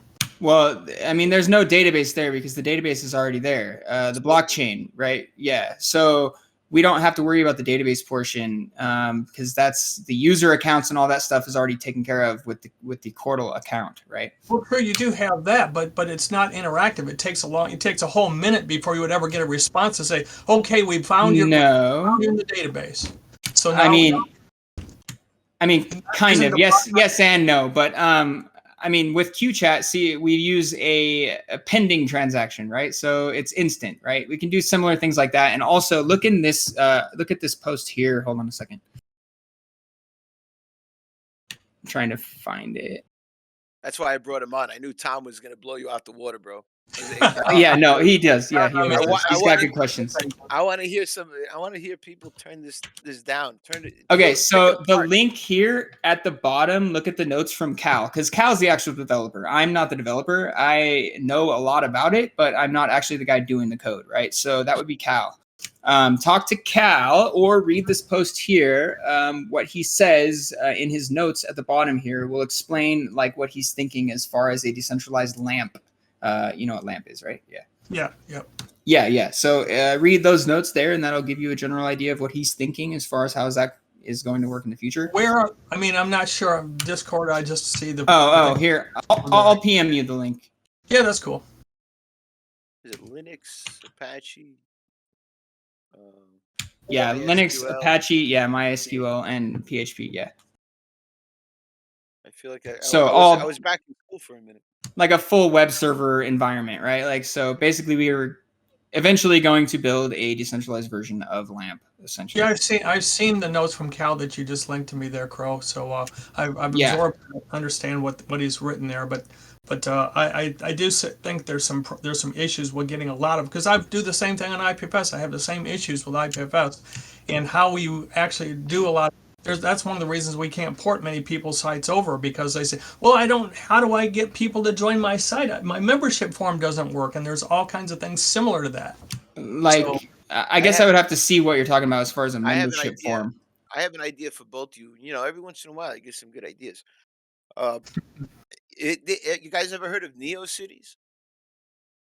NeoCities is open source, and it works on IPFS. So technically, anything written in JavaScript can work. It could work on Chordal as well, and Tor, and such. They use the same type of. So, like, it's for membership type stuff. Like, I'm not really sure what you're talking about there. Like, just want to join a website, and you know, they ask for your name and your email and all these other kinds of things just to be able to access a website. It's like a paywall. Yeah, we won't need that. We won't need that. You won't have to log in because you already have an account on Chordal. Like, there is no logging in.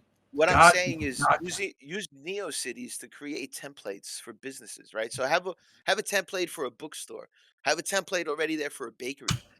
People just have to like, so that if people want to be there, all they have to do is click the button, it's set up, and add your logo. And, yeah, I mean, what we'll have is a profile. You'll have a profile on your Chordal account, right? So you can fill out that profile on your Chordal account, and you can put whatever information you want there. Then if you want to like sign up to something, you just would have to let the person know with your Chordal account, right? So people have to like kind of think of things differently. It's not the same thing where you're building a centralized database. We're not building a centralized database. Now, all the users have an account on Chordal, right? So there will be a profile that you can fill out on your Chordal account. If you want to make yourself public or whatever, give that information to that account, fine. But it's just people have to think of things in a different way. Like people are used to building centralized databases, and we're building a decentralized database. So yeah, it's going to be difficult for a lot of these application writers that are on the web side of the fence to think differently about things from their centralized point of view. Users are going to have easier time with it, I think, than what the people that write the application. Yeah, I mean, they're just gonna have to think of it more as the user account is already created. They don't have to worry about any of that. If they want to like get input from somebody, then it's already available. Like they just have to make it like if they want to keep track of that, they have to make something for that, right? I mean, if you're going to rely upon the court database, I mean, the blockchain of court to manage all of the information that are going to be useful for interacting with a website, then how is the owner of the website, how is a publisher or whatever going to put that information? Because certain users might have different permissions than other users. So all that has to be pushed out to the users somehow. Yeah, we have groups on the chain. That's another thing that our blockchain has and no one else does is groups. Yes. So we can use those groups for permission sets and stuff like that. Hey, that's cool. Yeah, that's a good idea. Yeah. All right. So it's just a different way of looking at everything, right? Like you have to kind of like step back a little bit further and go like, oh, okay, I can see how this is working. Like because we're taking a bunch of centralized databases and instead turning it into one big decentralized database. So it's just looking at it completely differently. Yeah. Cool. Well, I think you'll get there eventually. I have a lot of faith in you, Crow. Yeah, thanks, man. Yeah, I think so too. I child genius over here, and I know he says he's not a child, but he's a child to me. I look like him. He's like 18 years old. This guy. Yeah, perpetually, Not right? drinking what he's drinking, Tom. I don't drink alcohol. If that helps, I don't know. I'm also vegan. Well, that was only recently though. That was like the last year. So. All right, we're gonna end the show here, guys. It's about that time. Yeah. Thank you everybody for showing up. I love you all. I hope you guys got some information out of this. I hope you learned something. I hope you go do your research, because none of this is financial advice. So please do your own due diligence and research. I know there's no time in your day, so take a day off of work for yourself and research something that could make your life better. That goes in every aspect of life. Take a day off and do some gardening. That's really good for you. Uh, don't wear shoes. Make sure you're nice and barefoot in that soil. There's nothing in that soil that's gonna hurt you. Unless you got a dog that's pooping all over the place. There's nothing in there that's really gonna hurt you. You could literally eat it, and 99.5% of it, from the statistic, you're fine. So stop being scared of stupid things. Uh, and everybody, this is Lootz, and I love you all. And thank you, Cordell, for coming on today, and Crow and Teebs, my sidekick. Thank you, brother, for being here and adding value as you do. All of you add value. And G Factor, if you guys have questions about the pies, he's your man to go to. If you guys want to start minting Cordell, hit up Croetic. I'm not sure how many accounts you could give out at the same time. Probably 10, right? Yeah, I have a few accounts from Quora that I'm keeping to sponsor people with until I end up giving those away. So I have a few slots available. Cool. So get in touch with him, or any founder or have any level 5s or above, if you know them. I believe in concentric circles of trust when it comes to privacy, and that was taught to me by Rafael Verde from the Crypto Vigilante. I learn a lot from everybody I touch, and I hope they learn from me. And it's a great way of working. And like so you start out with one ring, and then all those people in that ring trust each other, and then another ring forms, and all those people in that group trust each other, and I call them families, right? So once you become a level 5 minter, you could start giving your family members of the ability to start minting, and these are people you trust, and you continue that, and eventually the network will not be full of government agents, but family members, right? And that's my idea behind it, and why I like the setup.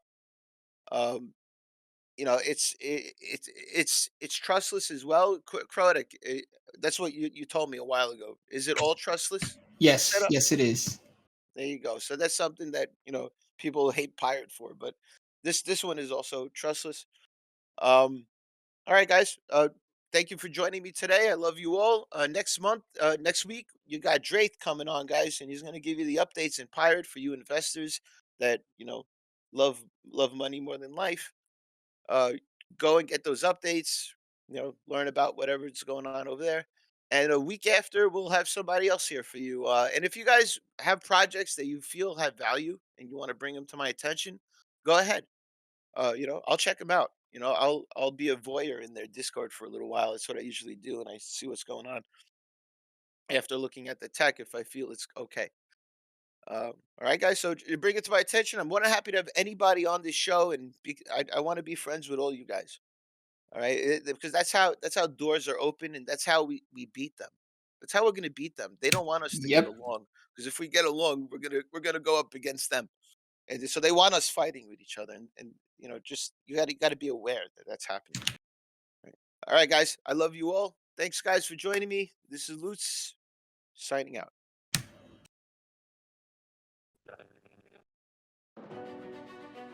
Did you know that financial privacy today is freedom tomorrow? Ahoy, and welcome to Pirate Chain. Utilizing revolutionary cutting-edge technology that is pioneered and mastered for financial privacy, cryptography, where storing, sending, and receiving your money securely and anonymously isn't just optional, it's set by default. Go to pirate.black now and take control of your financial freedom. Download the full node encrypted wallet under Treasure Chest for ARRR using Mac, Windows, or Linux. Also available on Android under Skull Island and coming soon to an iOS wallet near you. ARRR!